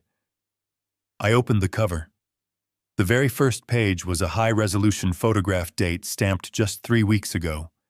It showed Monica and Bradley sitting close together at a secluded table in a high-end, out-of-town restaurant. Bradley was leaning in his hand, resting intimately over hers, their faces close in private, animated conversation. It was not a business meeting. It was the undeniable body language of two people who shared a deep, familiar, and highly secretive history. They did not meet at Caldwell Logistics during a corporate restructuring event 5 years ago, as they had always claimed. Robert explained, tapping a thick stack of printed documents near the back of the folder. I pulled their university records. They met 20 years ago at an out-of-state business college, They were college sweethearts. They lived together in a rented apartment for 2 full years before graduation. When they realized neither of them had the familial wealth necessary to fund their expensive ambitions, they apparently made a strategic decision to seek out more lucrative opportunities. I flipped through the pages, my eyes scanning hotel receipts, credit card statements, and private flight manifests that painted a clear, undeniable picture of a continuous, highly coordinated 19-year affair. They had maintained their romantic and financial partnership the entire time Monica had been maneuvering her way into Derek's life, and long after she had successfully secured her position within the Caldwell family. And the boy? I asked, my voice barely a whisper, though I already knew the answer. Robert nodded slowly, his expression grim. I secured a discrete biological sample from Bradley Jenkins yesterday morning. I expedited the genetic analysis against the data you previously obtained. Bradley Jenkins is undeniably the biological father of Chase. Monica was pregnant with his child before she ever walked down the aisle with your son. They essentially planted a cuckoo bird directly in your nest, Mr. Caldwell, ensuring they had a permanent biological anchor tied directly to your family's vast fortune. The revelation hit me with sickening clarity. It was an incredibly long con, a 19-year strategic infiltration designed to slowly siphon the lifeblood of my empire. Monica had used my weak-willed son to gain access to the Caldwell wealth, and she had used her biological child with Bradley to ensure she possessed a permanent, unbreakable claim to the family inheritance. They had manipulated my love, my pride, and my desperation for a grandson to cement their ultimate financial security. But the true devastation, the absolute killing blow, was still waiting for me in the depths of Robert's meticulous investigation. Robert reached across the sticky table and pulled out a single sheet of paper that had been paper-clipped to a secondary file. This was the most difficult piece of the puzzle to extract, he said, his voice dropping even lower. I had to utilize some highly unconventional digital retrieval methods to pull this from a deleted archive server. But I thought it was critical that you saw the entire picture. He slid the paper toward me. It was a printed copy of a private email date stamped exactly 10 years ago. It was sent from a heavily encrypted private account belonging to Derek, addressed directly to Monica's personal email address. I looked down at the paper, my eyes scanning the text. The words were burned into my retinas, destroying the last remaining fragments of the family I thought I knew. I read the message, my heart turning into a cold, heavy stone. Monica, the email read, I got the test results back from the specialist today. It is confirmed. I am completely sterile. The childhood infection caused permanent, irreversible damage. There is absolutely no chance of me ever fathering a child. We have to be incredibly careful. If my mother finds out, if she realizes I cannot provide a biological heir, she will invoke the bloodline clause in her trust. She will cut me out completely and leave everything to charity. We have to maintain the illusion. My father must never know. Chase is the only thing keeping my inheritance secure. The diner faded away. The smell of grease, the hum of the refrigerator, the low murmur of the few other patrons, it all vanished into a ringing, suffocating void. Derek knew. He had known for 10 years. He knew that Chase was not his son, and he knew that Monica had brought another man's child into our family. But instead of confronting the betrayal, instead of coming to me with the truth, my son had actively chosen to become a willing accomplice to the deception. He had participated in the massive sustained fraud because he was absolutely terrified of losing his financial inheritance. Diane had always been fiercely protective of the Caldwell legacy. She had insisted on a strict ironclad clause in our family trust, stating that the bulk of our corporate assets and personal wealth would only ever be transferred to direct biological descendants of the Caldwell bloodline. She wanted to ensure that the empire we built from a single rusty truck would never be handed over to opportunistic outsiders or manipulative spouses. Derek knew about this clause. He knew that his sterility meant he could never fulfill his mother's strict requirement for ultimate control of the trust. And so, driven by sheer greed and a pathetic, cowardly desperation to maintain his luxurious lifestyle, he had struck a disgusting bargain with Monica. He would raise another man's child, pretend to be a proud, loving father, and actively deceive his own parents, all to ensure he did not lose his claim to a $15 million fortune. He sold his mother's honor and his father's trust for a paycheck. He was not a victim of Monica's grand deception. He was a willing, active participant in a 19-year fraud. He had watched me spoil a child that was not mine. He had watched me beam with pride at the boy I thought would carry my name into the future.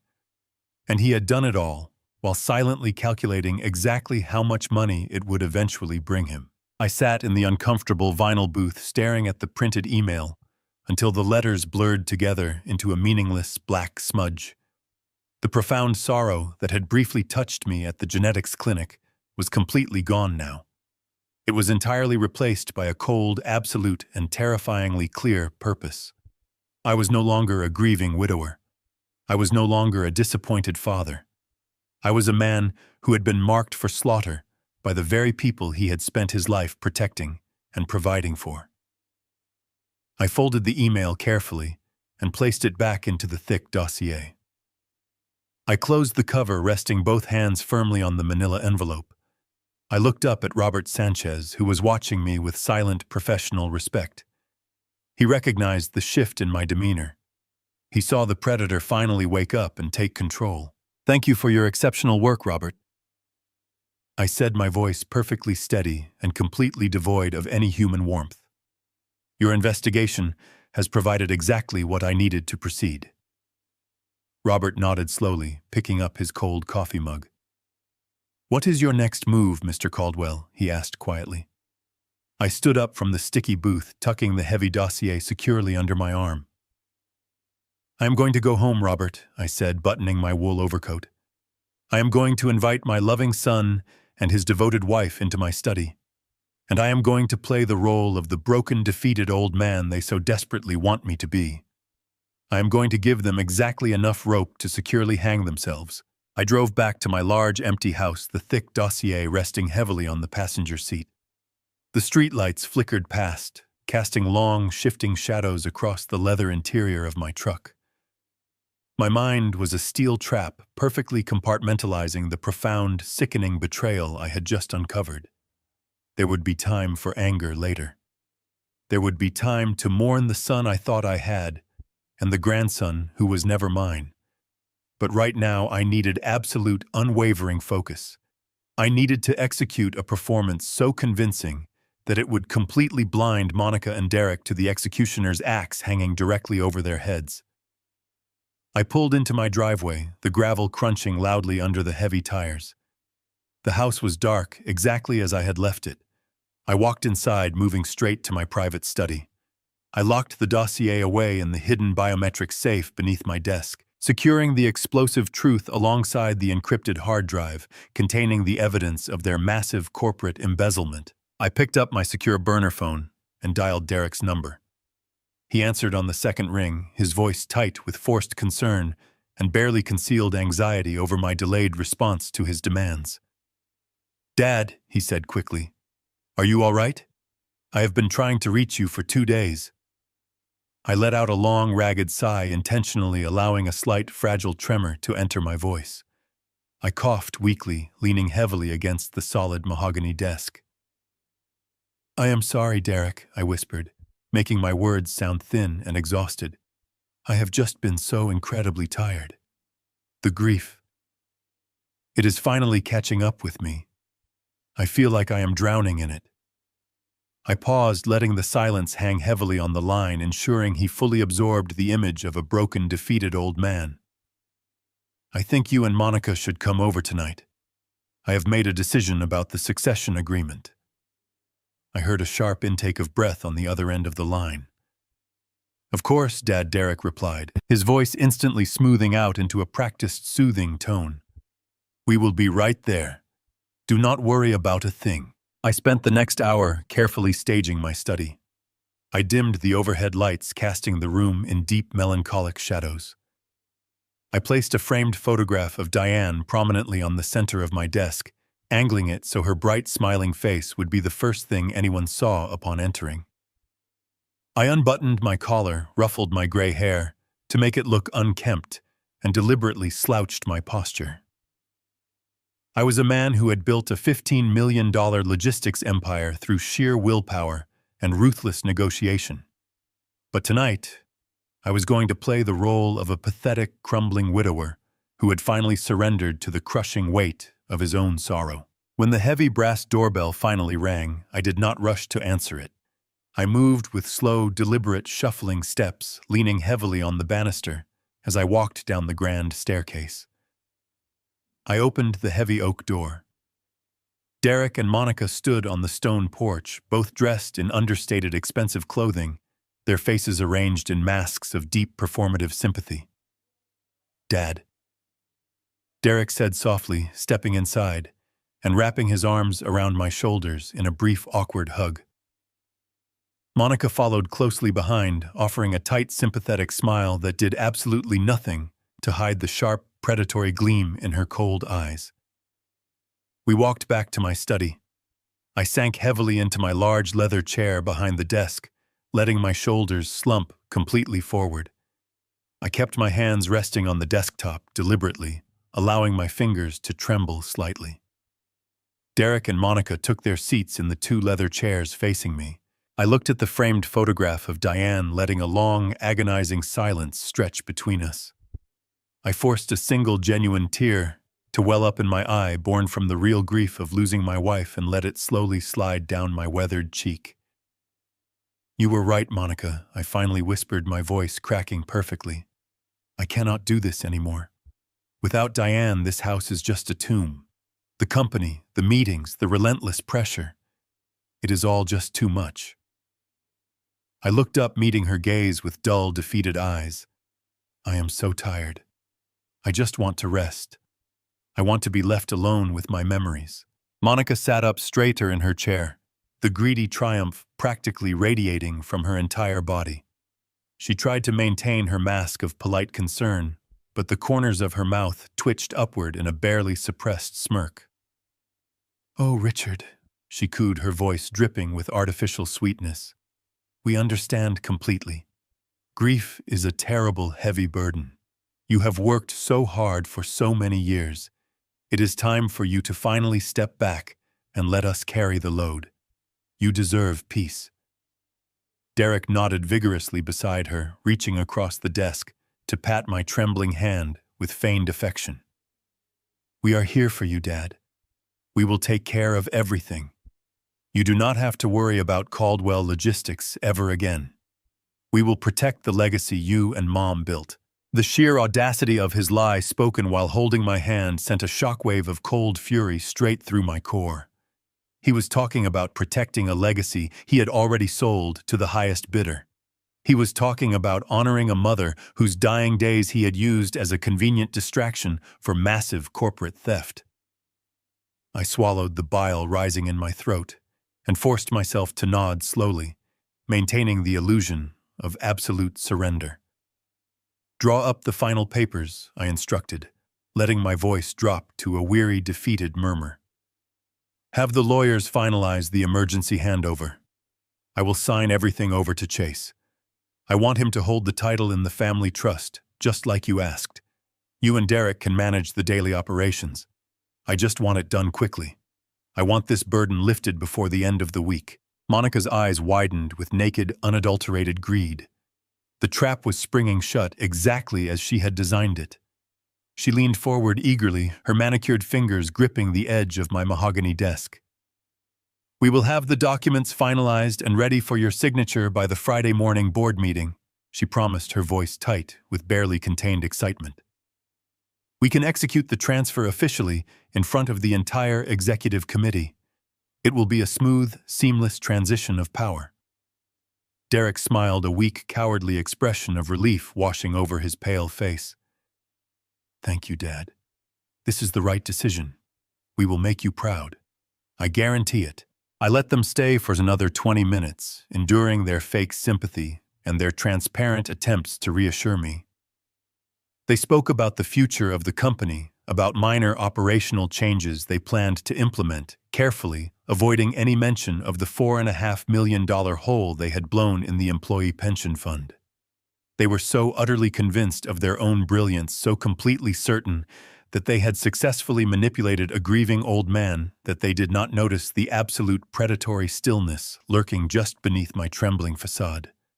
They thought they were looking at a dying king handing over his crown. They did not realize they were looking at an executioner preparing the block. Finally, they stood up to leave, eager to finalize their treacherous legal paperwork. I walked them to the front door, maintaining my shuffling, defeated gait. Derek hugged me again, whispering empty promises of familial support. Monica offered a stiff, formal embrace, her mind clearly already racing ahead to the Friday board meeting. I watched them walk down the stone steps and climb into their expensive luxury SUV, a vehicle entirely funded by my hard work. I stood on the porch, wrapped in the cold night air, watching the red taillights of their car disappear down the dark, winding street. As soon as their vehicle vanished from sight, the fragile, trembling old man completely disappeared. I stood up perfectly straight, my shoulders squaring my spine, aligning with rigid, unyielding steel. The fake tremor in my hands vanished instantly, replaced by absolute rock-solid stability. I walked back inside the heavy oak door, slamming shut behind me with a decisive final thud. I strode purposefully down the hallway, the dim, melancholic lighting of the house no longer affecting me. I returned to my study, flipped on the bright overhead lights, and picked up my secure burner phone. I did not hesitate. I dialed a number I had memorized decades ago. The line rang twice before a sharp, authoritative voice answered. Victor Lang speaking. Victor was my personal corporate attorney. He was 55 years old, a brilliant, ruthless legal shark who had spent his entire career tearing rival companies apart in brutal court battles. He was a man who understood that true power was not wielded with a smile, but with a highly sharpened legal scalpel. Victor first said, my voice dropping its weary pretense, returning to the hard, commanding tone of the CEO who had built Caldwell Logistics. Cancel all your appointments for the rest of the week. I need you to draft a comprehensive dossier of termination and disinheritance. We have a massive systemic breach of trust, multiple counts of severe financial fraud, and a critical violation of the Diane Caldwell bloodline clause. There was a brief, sharp intake of breath on the other end of the line. Victor did not ask for unnecessary details. He recognized the tone. He knew exactly what this meant. Who are the targets, Richard? He asked, his voice entirely devoid of emotion, shifting instantly into a cold, tactical mindset. My son Derek, I replied, my voice steady as stone. My daughter-in-law Monica, and Bradley Jenkins. I paused, letting the names settle heavily into the digital connection. They are attempting a hostile takeover disguised as an emergency succession, and they are using my signature to bury $4.5 million in stolen pension funds. They want to finalize the handover at the Friday morning board meeting. Victor chuckled, a low, dry sound completely devoid of humor. That is remarkably ambitious of them. What are your specific instructions? I stared at the framed photograph of Diane on my desk. Her bright, smiling face seemed to urge me forward, demanding absolute justice for the legacy she had helped build. Prepare the financial audits, Victor.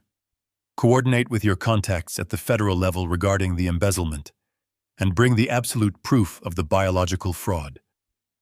I leaned closer to the phone, my voice dropping to a deadly whisper.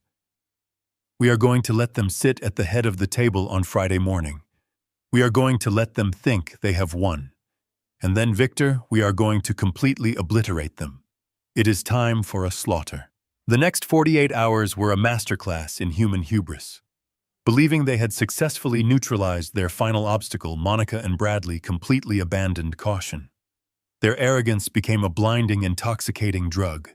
Without waiting for the ink on the succession documents to even materialize, they immediately began systematically purging Caldwell Logistics of anyone who might question their newfound authority.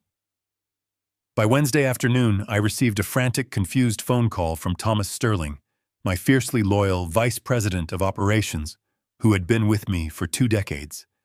He informed me that Bradley had just walked into his office with corporate security and handed him a severance package citing an immediate restructuring of the executive tier. Thomas was not the only casualty. Within 24 hours, they also abruptly terminated my director of human resources and my chief logistics coordinator, replacing all 3 dedicated veterans with sycophantic, grossly underqualified lackeys handpicked directly by Bradley. These new hires were nothing more than compliant rubber stamps explicitly brought in to look the other way and facilitate the continued draining of the corporate accounts. Derek, the supposed heir apparent, did absolutely nothing to stop the brutal corporate massacre. He simply hid inside his pristine corner office signing the termination authorizations. His wife slid across his desk without asking a single question. I told Thomas to take his severance package quietly, pack his belongings without causing a scene, and take a very brief, relaxing vacation. I promised him, in a voice that left absolutely no room for doubt, that he would be sitting back in his rightful chair by Monday morning. He trusted me implicitly, and he walked out of the building with his head held high. I spent Thursday morning wandering the halls of my own company, like an invisible ghost, playing the sad role of the departing melancholic founder, paying his final respects to his life work. I walked slowly, shoulders slumped, allowing the staff to see the broken man the rumors were currently describing. Shortly before noon, I shuffled into my private corner office. The heavy wooden door was propped open, and 2 interior designers holding digital measuring tape were actively evaluating the dimensions of the room. Monica stood right in the center of the space, pointing at the dark mahogany paneling and loudly demanding it be painted a stark, sterile white. She was already measuring the space for her incoming imported Italian furniture, completely erasing the profound history embedded in these walls.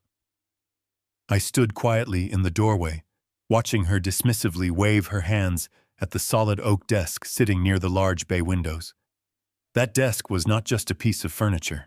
It was the exact spot where Diane and I had sat side by side 30 years ago, drinking cheap champagne from paper cups after signing our very first $1 million freight contract. We had cried together that night, realizing our desperate, exhausting struggle to build this company had finally secured a permanent future for our precious family. Monica looked at me standing in the doorway, offering a brief, patronizing smile. She told me not to worry, assuring me that they would carefully pack my personal items into boxes for me later that evening. I simply nodded, thanking her for her immense consideration, and turned away. I did not feel anger as I walked away from my desecrated sanctuary. I only felt a profound, chilling anticipation. While Monica was busy selecting expensive fabric swatches for her stolen throne, Victor Lang and I were operating in the deep, unseen currents of the corporate underworld. We had converted my home study into a highly secure, heavily encrypted war room.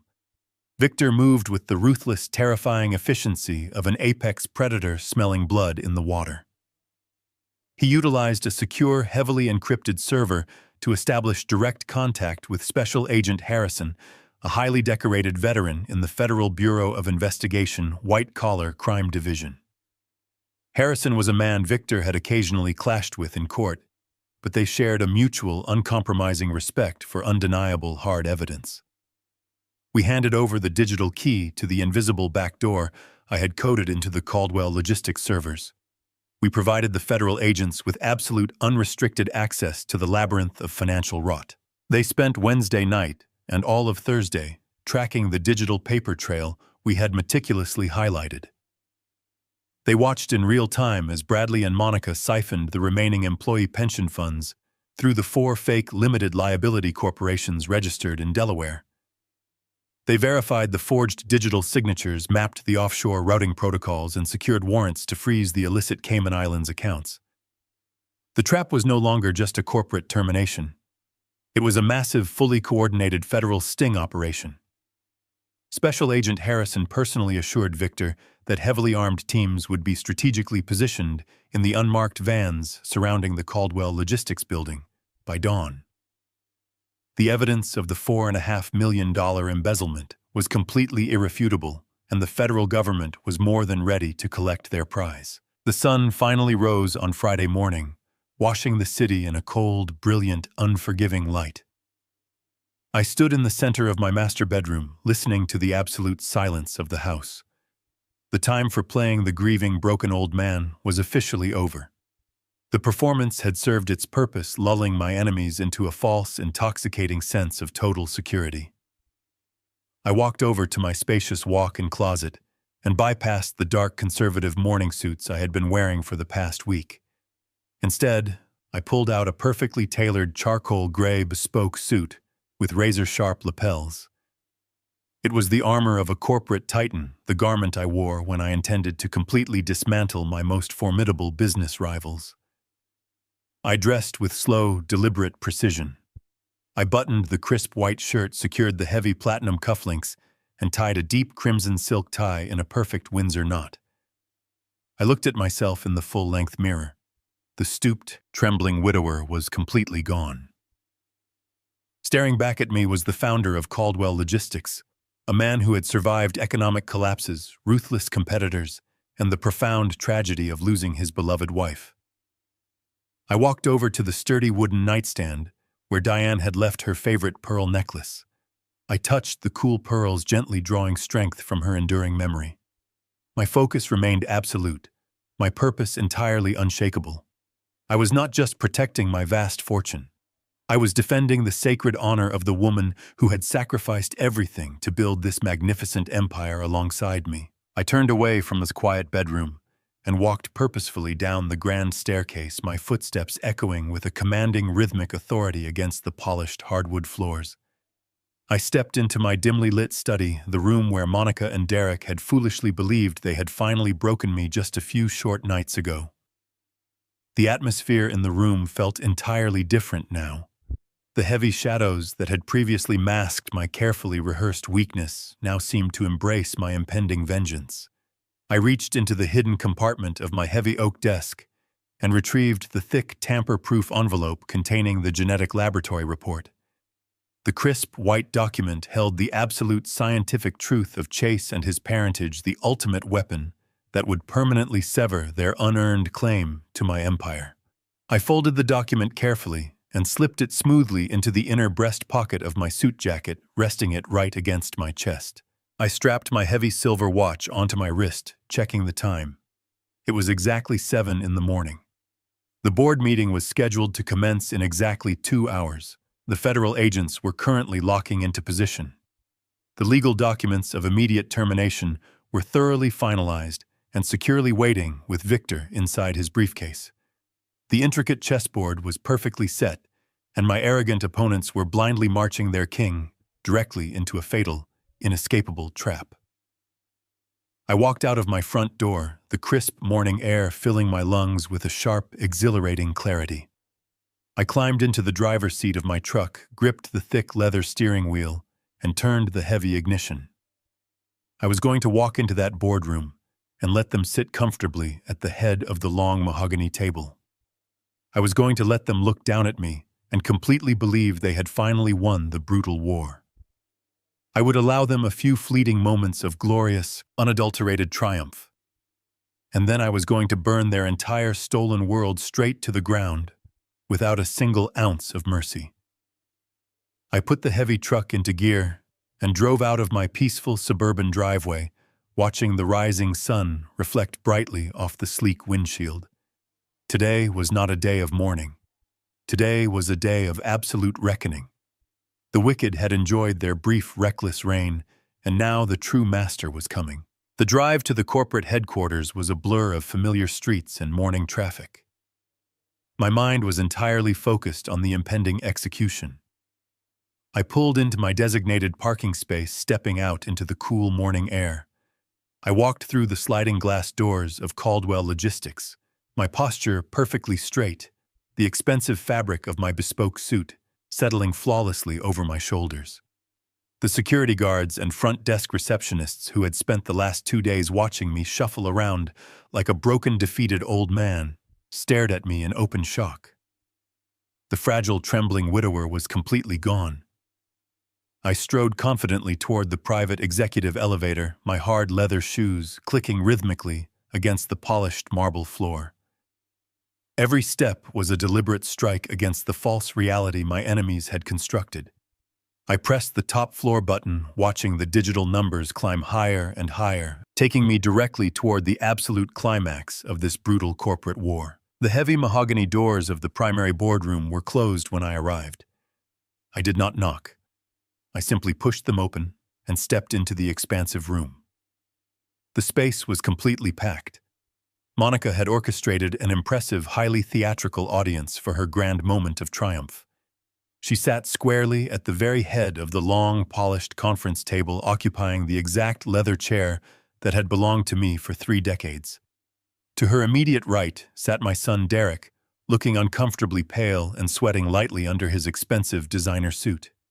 To her left sat Bradley Jenkins, the chief financial officer, wearing a smug, victorious grin that made my stomach churn with disgust. Next to Bradley sat 18-year-old Chase, scrolling mindlessly on his smartphone, completely oblivious to the massive criminal conspiracy swirling around him. The rest of the long table was occupied by the new, sycophantic executive lackeys Bradley had hastily hired to replace my loyal veterans. They looked at me with a mixture of pity and arrogant dismissal, fully believing they were about to witness the pathetic final surrender of a dying king. I walked slowly toward the only empty chair remaining at the far opposite end of the massive table. I did not break eye contact with Monica. I took my seat, resting my hands flat against the cool, polished wood. The room fell completely silent. The only sound was the faint rhythmic ticking of the antique grandfather clock standing in the corner. Monica leaned forward, interlacing her manicured fingers and resting her elbows directly on the table. She was absolutely radiating with greedy, unadulterated triumph. She motioned to one of the new executives, who quickly scrambled to push a thick, heavy manila folder down the length of the table. The folder slid smoothly across the polished mahogany, coming to a gentle stop directly in front of me. Sitting right on top of the legal paperwork was an incredibly expensive, heavy gold pen. "This is the final emergency handover and succession agreement," Monica stated, her voice echoing loudly in the quiet boardroom. Her tone was sharp, commanding, and entirely devoid of the fake, sugary sympathy she had utilized in my study just a few nights ago. The transition of executive power has already been fully approved by the new board members present in this room today. We have streamlined the legal process to ensure a rapid, seamless transfer of all corporate assets and operational authority into the family trust. All we need right now is your final authorization signature on the bottom line. I looked down at the thick stack of papers. Buried deep within those pages was the indemnification clause and the mandatory audit authorization that would legally frame me for the theft of $4.5 million from the employee pension fund. I looked back up at Monica. She was no longer pretending to be a supportive family member. She was a predator who believed her jaws were already securely clamped around my neck. The mask was completely off. She leaned back in my leather chair, a cruel, mocking smile spreading slowly across her face.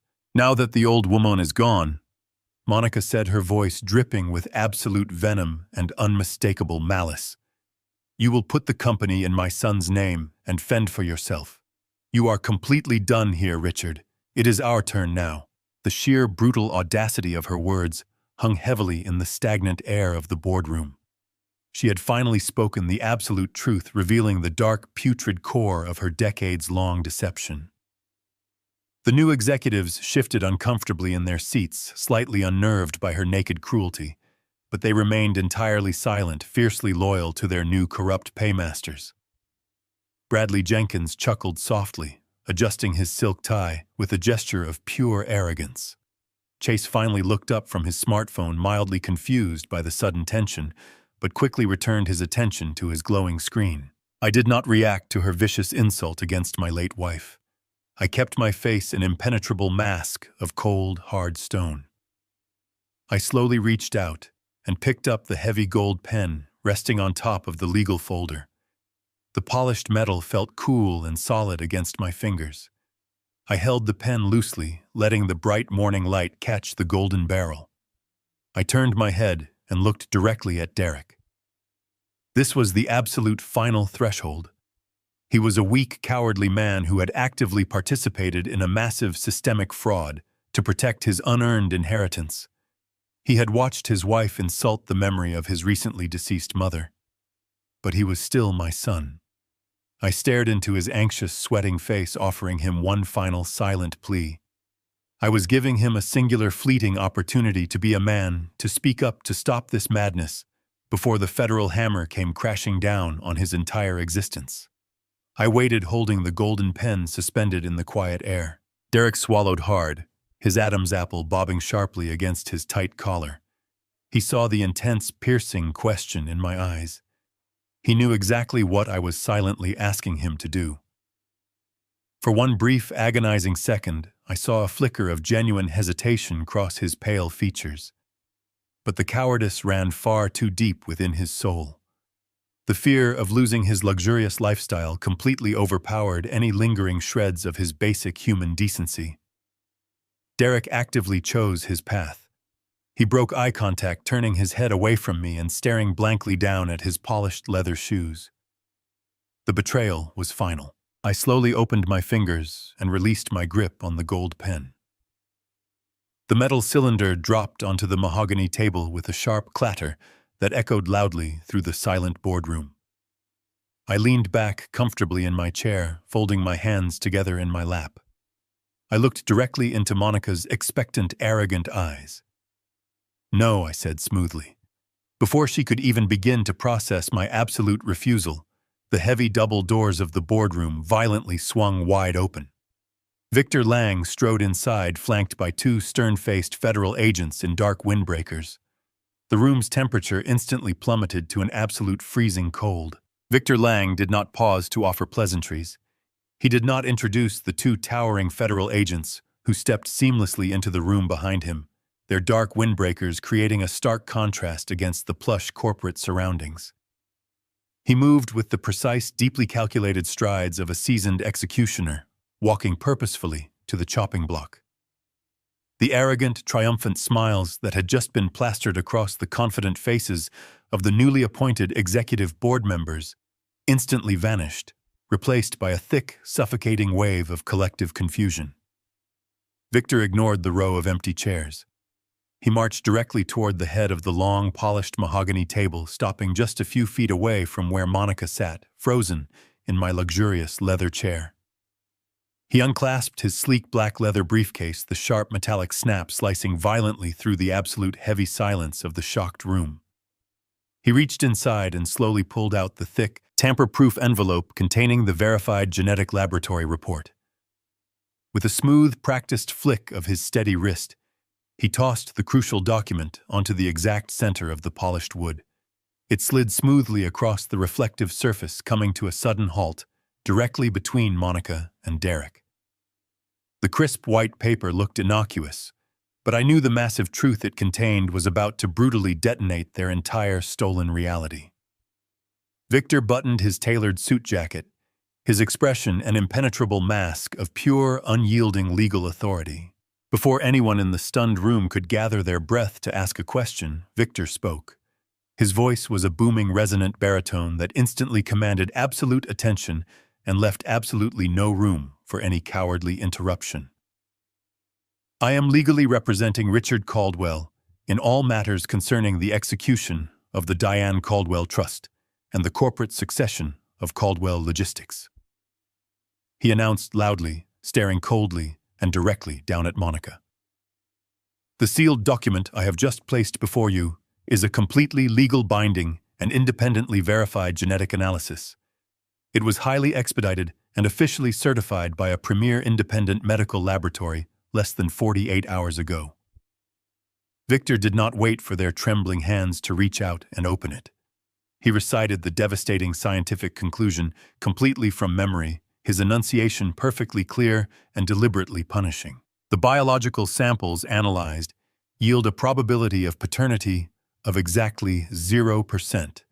The subject currently known as Chase is definitively and permanently excluded as the biological offspring of Derek Caldwell." The heavy words hit the stagnant air of the grand boardroom like a massive physical shockwave. A profound, horrified gasp echoed loudly from the far side of the massive table.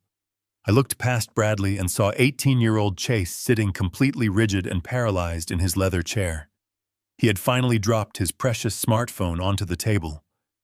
The healthy color drained entirely from his young face in an instant, leaving his skin a sickly, translucent, pale white. He slowly turned his head, looking directly at his mother, with wide, utterly terrified eyes, silently begging her to refute the impossible claim. Monica did not even look back at her heartbroken son. Her arrogant, beautifully constructed smirk had violently shattered into a hideous mask of pure, absolute, and undeniable panic. The confident, ruthless predator, who had just seconds ago ordered me to fend for myself, was instantly replaced by a cornered, pathetic, and desperate animal. Her mouth opened and closed silently, her perfectly manicured hands trembling violently as they hovered uselessly over the stark white envelope. She knew she was entirely caught, but her deceitful mind was still frantically trying to calculate a miraculous way out of the inescapable, perfectly designed trap. Sitting right beside her, Bradley Jenkins suddenly felt the crushing, suffocating weight of his new reality. The smug, profoundly victorious grin was completely wiped from his sweating face. He clearly recognized the undeniable presence of the federal agents, and his deep financial knowledge told him exactly what was currently happening to his grand criminal conspiracy. He placed his sweating hands flat on the mahogany table and desperately attempted to push his heavy chair backward, instinctively trying to flee the enclosed room or frantically attempting to reach his private office to desperately purge the incriminatory digital servers. He barely made it halfway to his shaking feet before one of the towering federal agents moved with absolutely terrifying speed. The agent stepped forward instantly and placed a massive, incredibly heavy hand firmly down onto Bradley's expensive shoulder, forcing the corrupt chief financial officer aggressively and painfully back into his leather seat. "Do not attempt to stand up, sir," the agent commanded sternly, his voice a low, gravelly, and dangerous threat that promised immediate severe physical consequence if he dared to disobey the direct order. Victor Lang did not even bother to glance over at the physically struggling financial officer. He kept his cold, steely gaze locked entirely and punishingly on Monica. Under the strict, unyielding, and legally binding stipulations firmly established by the late Diane Caldwell, he explained smoothly, his powerful voice cutting effortlessly through the rising, palpable panic filling the room. The legal transfer of any massive corporate assets, executive operational powers, or extensive financial holdings is strictly, exclusively, and permanently bound to the direct, verifiable biological heirs of the Caldwell bloodline. There are absolutely no exceptions whatsoever, there are no hidden legal loopholes to exploit, and there are certainly no alternative interpretations of this foundational family trust document. Victor deliberately stepped closer to the edge of the table, leaning forward slightly, to ensure his next carefully chosen words carried the full, devastating, and inescapable weight of the American legal system. Because you have actively and maliciously engaged in a massive systemic biological fraud designed to falsely present this young man as a legitimate bloodline heir.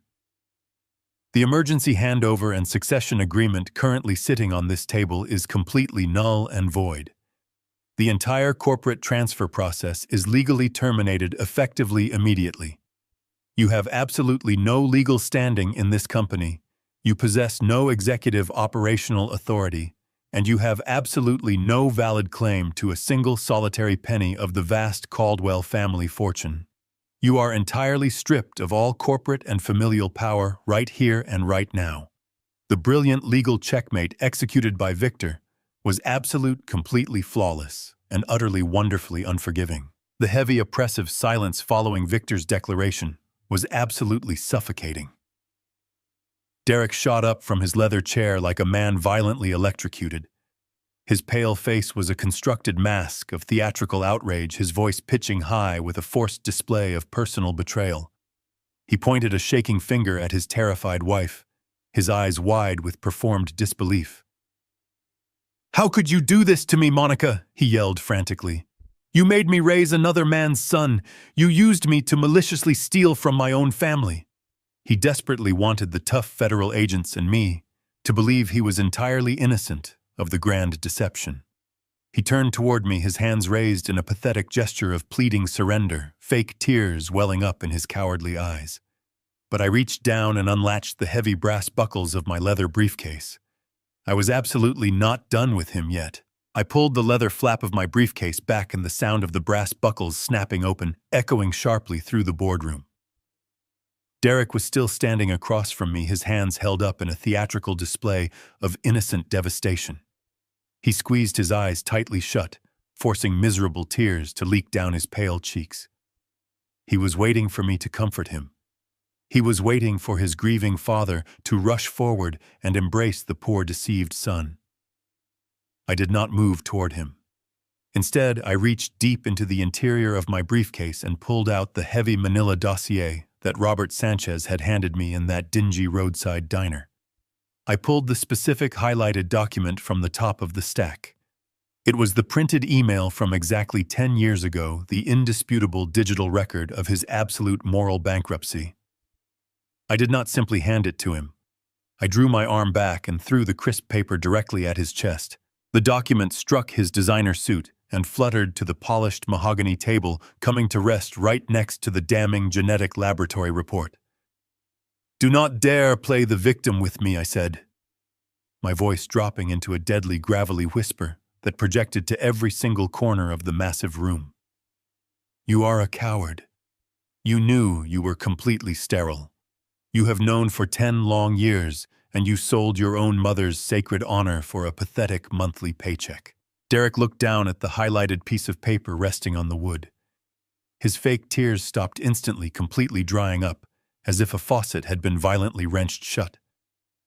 He recognized the heavy black text. He recognized his own private email address printed clearly at the top of the page. The last remaining drops of blood drained entirely from his face, leaving his skin an ashen, sickly gray. Victor Lang, never one to let a dramatic legal moment pass unexploited, leaned forward and tapped the document with a long finger. He read the most devastating lines aloud for the entire executive board to hear. He recited Derek's own pathetic words, exposing how the childhood infection had rendered him permanently infertile, and how he had actively conspired with Monica to deceive Diane just to secure his place in the family trust. The absolute disgusting truth hung heavily in the air. Derek did not attempt to deny it. He did not try to scream that the document was a forgery. His knees gave out beneath him. He collapsed back into his leather chair, the fight completely draining out of his weak, pampered body. He buried his face in his trembling hands and began to weep. It was not the fake, manipulative crying from a few moments ago. It was the ugly, visceral sobbing of a man who realized his entire life had just been permanently destroyed. "Dad, please," he choked out between heavy, racking sobs. I was terrified. She made me do it. She told me Mom would cut me off completely and leave me with absolutely nothing. He blindly pointed a shaking finger toward his wife, desperately trying to shift the massive weight of the blame. Monica turned her head and glared at him with absolute, unadulterated disgust. "Do not dare try to pin your pathetic cowardice on me," she screamed, her voice cracking with furious panic. "You gladly took the money. You happily lived in the giant mansion and drove the luxury cars. You are a weak, miserable excuse for a man who could not even give me a child." She turned her venomous gaze away from her weeping husband and locked eyes with Bradley Jenkins, who was still pinned firmly to his chair by the imposing federal agent. "This was supposed to be flawless, Bradley," she shrieked, her perfectly styled hair falling wildly around her face. "You promised me the digital tracks were completely covered. You promised me the old man would never look closely enough to see the offshore routing numbers." Bradley snarled back at her, his smooth, arrogant facade entirely shattered. "Do not put this entirely on me, you greedy sociopath," he yelled over the ensuing chaos. "You were the one who demanded we accelerate the timeline. You were the one who pushed to drain the pension fund dry while his wife was dying in the hospice center because you could not wait to buy that ridiculous property in the Palisades. The unholy alliance they had so carefully constructed over the past 19 years rapidly crumbled into a venomous, pathetic, screaming match. They were no longer the sophisticated corporate predators who had smugly planned my downfall just a few days prior. They were cornered rats, viciously tearing each other to absolute pieces in a desperate, futile attempt to save themselves from the sinking ship. I sat back in my chair and watched them self-destruct with absolute zero empathy. My heart was a frozen, impenetrable vault. Looking at their red, screaming faces, I briefly reflected on the grueling, brutal freight wars of the 1990s. Diane and I had faced down ruthless union strikes, aggressive corporate espionage, and massive predatory logistics conglomerates that actively tried to crush our tiny, budding business into dust. We had survived countless sleepless nights, navigating incredibly dangerous financial waters, armed with nothing but raw grit and unbreakable loyalty to one another. I had stared down heavily armed hijackers trying to steal our cargo trucks on dark, lonely interstate highways. I had fought tooth and nail for every single dollar in my bank account. These weak, pampered vultures never truly stood a single chance against a real predator. They thought corporate warfare was about wearing expensive suits and forging digital signatures from the safety of an air-conditioned corner office. They vastly underestimated the profound, dangerous resilience of a man who had actually bled to build the ground they were currently standing on. The screaming in the boardroom reached a fever pitch. Derek was sobbing uncontrollably into his hands. Monica was hysterically attempting to hurl a glass pitcher at Bradley, who was loudly demanding legal representation while cursing her name. The newly appointed executive board members, the very people Bradley hired 2 days ago to act as compliant rubber stamps for their embezzlement scheme, sat frozen in total, stunned silence. They watched their brief, lucrative careers evaporate before their eyes. 18-year-old Chase simply stared at the chaotic scene, his mouth hanging open, as he slowly realized his entire identity, his immense wealth, and his family history were nothing more than a highly calculated illusion. I did not feel a single ounce of pity for any of them. The destruction of their carefully built lie was a necessary cleansing. I looked toward the head of the table and gave a single nod. The federal agents stepped forward, their handcuffs gleaming brightly in the light. Bradley Jenkins. Monica Caldwell, the lead agent, announced, his commanding voice silencing the entire room. You are under arrest for federal wire fraud and the criminal embezzlement of $4.5 million from the Caldwell Logistics Employee Pension Fund. You have the right to remain completely silent. The harsh metallic clicking of heavy steel handcuffs ratcheting closed echoed with sharp finality through the vast boardroom. The sound cut through the lingering chaos, bringing a sudden, terrifying reality to the arrogant predators who had planned my demise. Monica did not surrender quietly. As the federal agent secured her wrists behind her back, she began to thrash violently against his grip. Her tailored designer suit wrinkled and twisted as she kicked her expensive heels wildly against the thick carpeting. Her composure was gone, replaced by the hysterical flailing of a spoiled child, denied her ultimate prize. You cannot do this to me, she screamed, her voice shrill and piercing. I dedicated almost 20 years to this family. I managed your pathetic son. I gave you the illusion of a perfect legacy. I deserve half of this company. You owe me, Richard. You owe me everything. I watched her performance with absolute unblinking detachment. The federal agents ignored her venomous demands as they dragged her toward the double doors. Bradley Jenkins offered no physical resistance. The overwhelming weight of the federal indictment had crushed whatever arrogance he possessed. He hung his head low, his face pale white, his silk tie hanging crookedly. He walked out in humiliating silence, a defeated man who understood his fraud had just cost him his life. The mahogany doors swung shut, cutting off Monica's fading screams. The sudden absence of their aggressive voices left a suffocating stillness. The newly appointed executive board members quietly gathered their briefcases and scrambled out the side doors. I did not bother to stop them. They were merely symptoms, and I was focused on excising the root. I slowly turned my gaze back toward the head of the long table. Derek remained slumped in his chair, his hands covering his face, his shoulders shaking with quiet, pathetic sobs. He had watched his wife being dragged away and had done nothing to defend her or himself. I reached into my briefcase one final time. I pulled out a single sheet of legal paper embossed with the official seal of Victor Lang's law firm. I walked down the length of the polished table, the rhythmic clicking of my shoes echoing loudly in the empty space. I stopped directly beside Derek's chair. I did not place a comforting hand on his shoulder. I dropped the piece of paper onto his lap. Derek lowered his hands, looking down at the document through tear-filled eyes. He read the bold header, his breath catching painfully. It was a legally binding eviction notice. You have exactly 24 hours to clear your belongings out of the house I bought for you. I stated, my voice devoid of any paternal warmth. You will leave the keys on the counter, and you will never set foot on that property again. Furthermore, your employment at Caldwell Logistics is permanently terminated. You are stripped of your corporate title, your salary, and all associated benefits. Derek looked up, his eyes wide with desperate terror. Dad, please, he whimpered, clasping his trembling hands together. Where am I supposed to go? How am I supposed to survive? I have nothing left. You made your choice 10 years ago when you decided to sell your mother's honor to protect a fraudulent inheritance. I replied, my tone as unforgiving as solid granite. You willingly participated in a deception because you were too weak to build a life of your own. Victor has executed the legal amendments to the trust. You are completely and permanently disinherited. You will not receive a single penny from my estate. You are fired.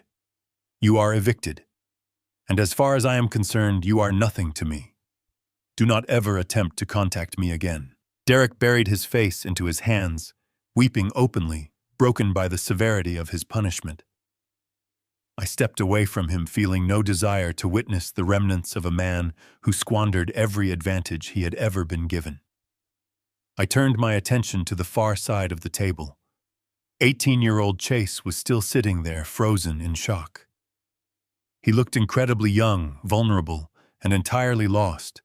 His vast inheritance and family history had just been brutally ripped away from him. He looked up at me, his eyes filled with a heartbreaking mixture of fear and confusion. He was a product of deception, but he was also an unwitting victim of their monumental sins. I looked at the boy I had spent 18 years treating as my own flesh and blood. I did not hate him, but I could not look at him without seeing the 19 years of lies his existence represented. He was not my blood, and he was not my legacy. I walked over and stood a few feet away from him. Listen to me carefully, Chase, I said, keeping my voice firm, but slightly softer than the tone I had used with Derek. You are not responsible for the crimes your mother and biological father committed. You did not ask to be born into this massive deception. However, you are no longer a part of the Caldwell family, and you are no longer entitled to the privileges that name carries. You will have to learn how to navigate the real world without a safety net. The boy nodded slowly, swallowing hard, overwhelmed by the harsh reality crashing down upon him. I will not leave you entirely destitute on the streets today. I continued, maintaining a respectful boundary. I will fully cover your college tuition and your basic living expenses for exactly 1 year. That will give you 12 months to find a part-time job, secure student loans, and figure out your own path forward. Use that time wisely to find your footing, because after those 12 months expire, you are completely on your own. Do you understand? Chase nodded again, a single tear slipping down his pale cheek. I understand, sir, he whispered quietly. Thank you. I watched Chase stand up, his movements stiff and uncertain. He slowly gathered his backpack and walked silently out of the boardroom, leaving behind the immense wealth he had always believed was his birthright.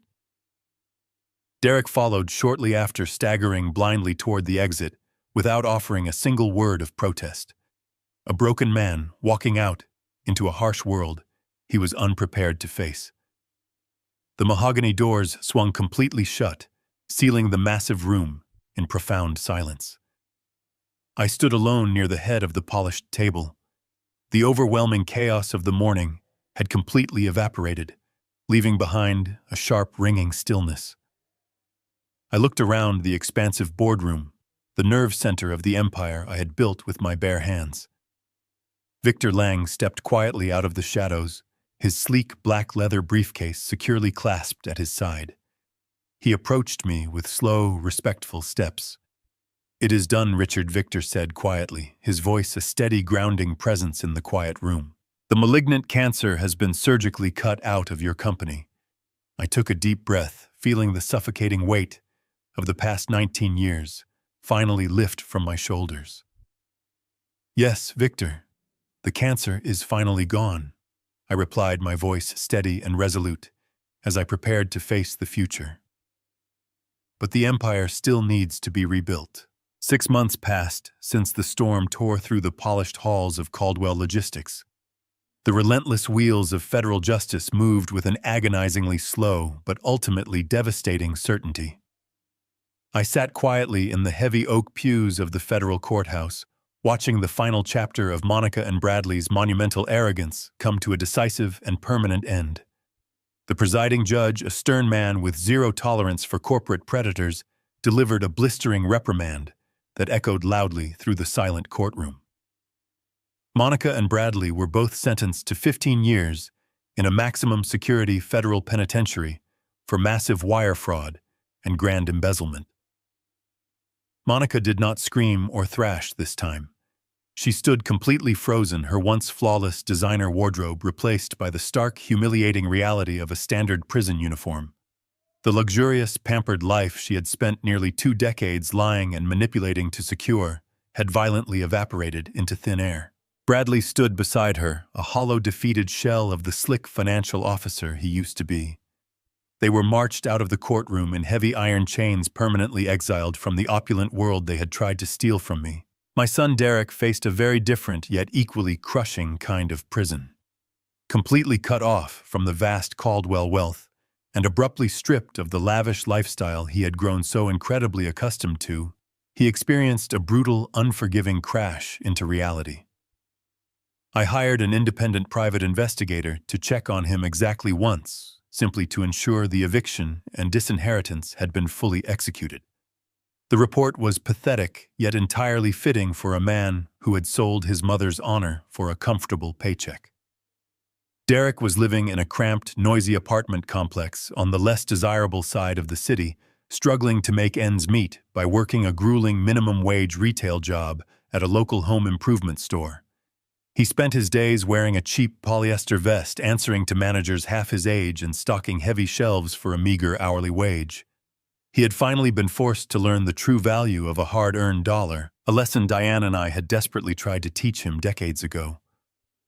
I felt absolutely no pity for his current miserable circumstances.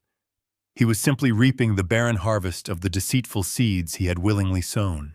While the architects of my attempted destruction faced their grim new realities, I focused all of my formidable energy on repairing the profound damage they had inflicted upon my life's work.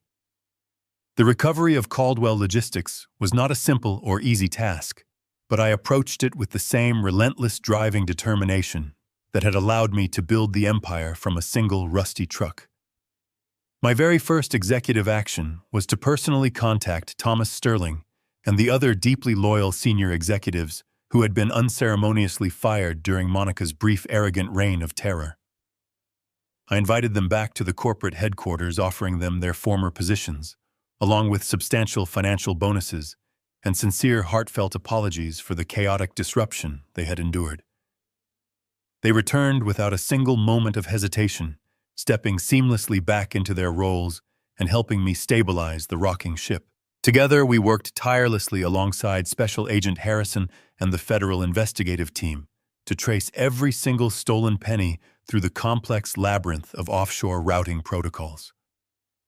The process was tedious and incredibly complex, but Victor Lang's brilliant legal maneuvering ensured the frozen Cayman Islands accounts were swiftly repatriated back to American soil.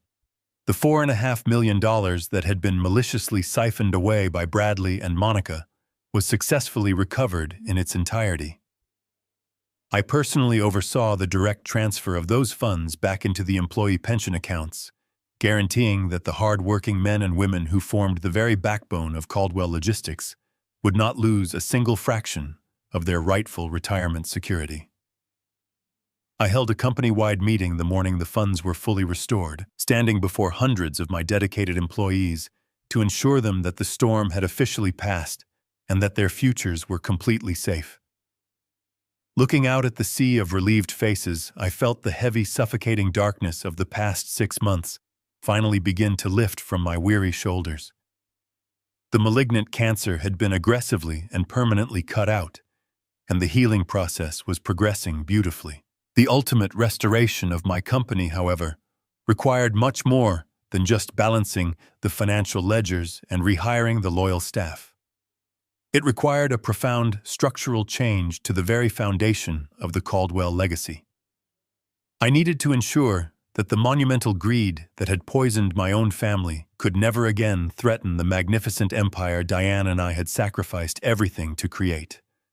On a crisp, beautifully clear Tuesday morning, I rode the private elevator up to the roof of the Caldwell Logistics headquarters.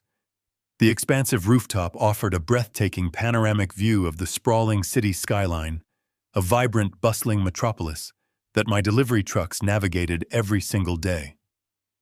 The cold morning wind whipped sharply at my tailored suit jacket, but I felt a deep, radiating warmth blooming steadily within my chest. Victor Lang stood quietly beside me, holding a thick, leather-bound portfolio containing the finalized legal documents that would permanently reshape my vast fortune.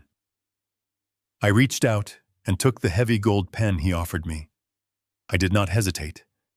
I placed the documents on a small glass table we had brought up to the roof and began to sign my name with smooth, decisive strokes. I was officially executing a brand new, unbreakable trust agreement. 50% of my entire personal wealth and corporate holdings were instantly transferred into the newly established Diane Caldwell Scholarship Fund.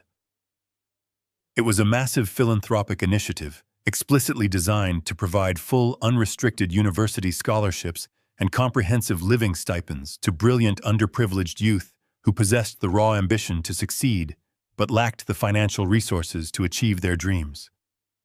Diane had always believed in the transformative power of education and the undeniable value of an honest, hard-working spirit.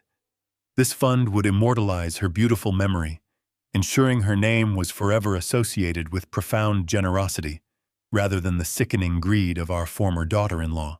The remaining 50% of the company was irrevocably placed into an employee stock ownership program. The immense wealth of Caldwell Logistics would not be handed down to an entitled, ungrateful heir. It would be systematically distributed among the dedicated truck drivers, the exhausted warehouse managers, and the loyal executives who had actually bled to build this place alongside me. They were the true custodians of my empire, and they deserved to reap the magnificent rewards of their own unwavering dedication. I stood near the very edge of the tall rooftop looking out over the endless city. Family is not defined by blood, and it certainly is not defined by a simple marriage certificate. It is defined by absolute, unwavering loyalty. A lone wolf might lose his mate, but he never, ever loses his teeth. And I just bit back. The world slowly faded to a quiet, peaceful black.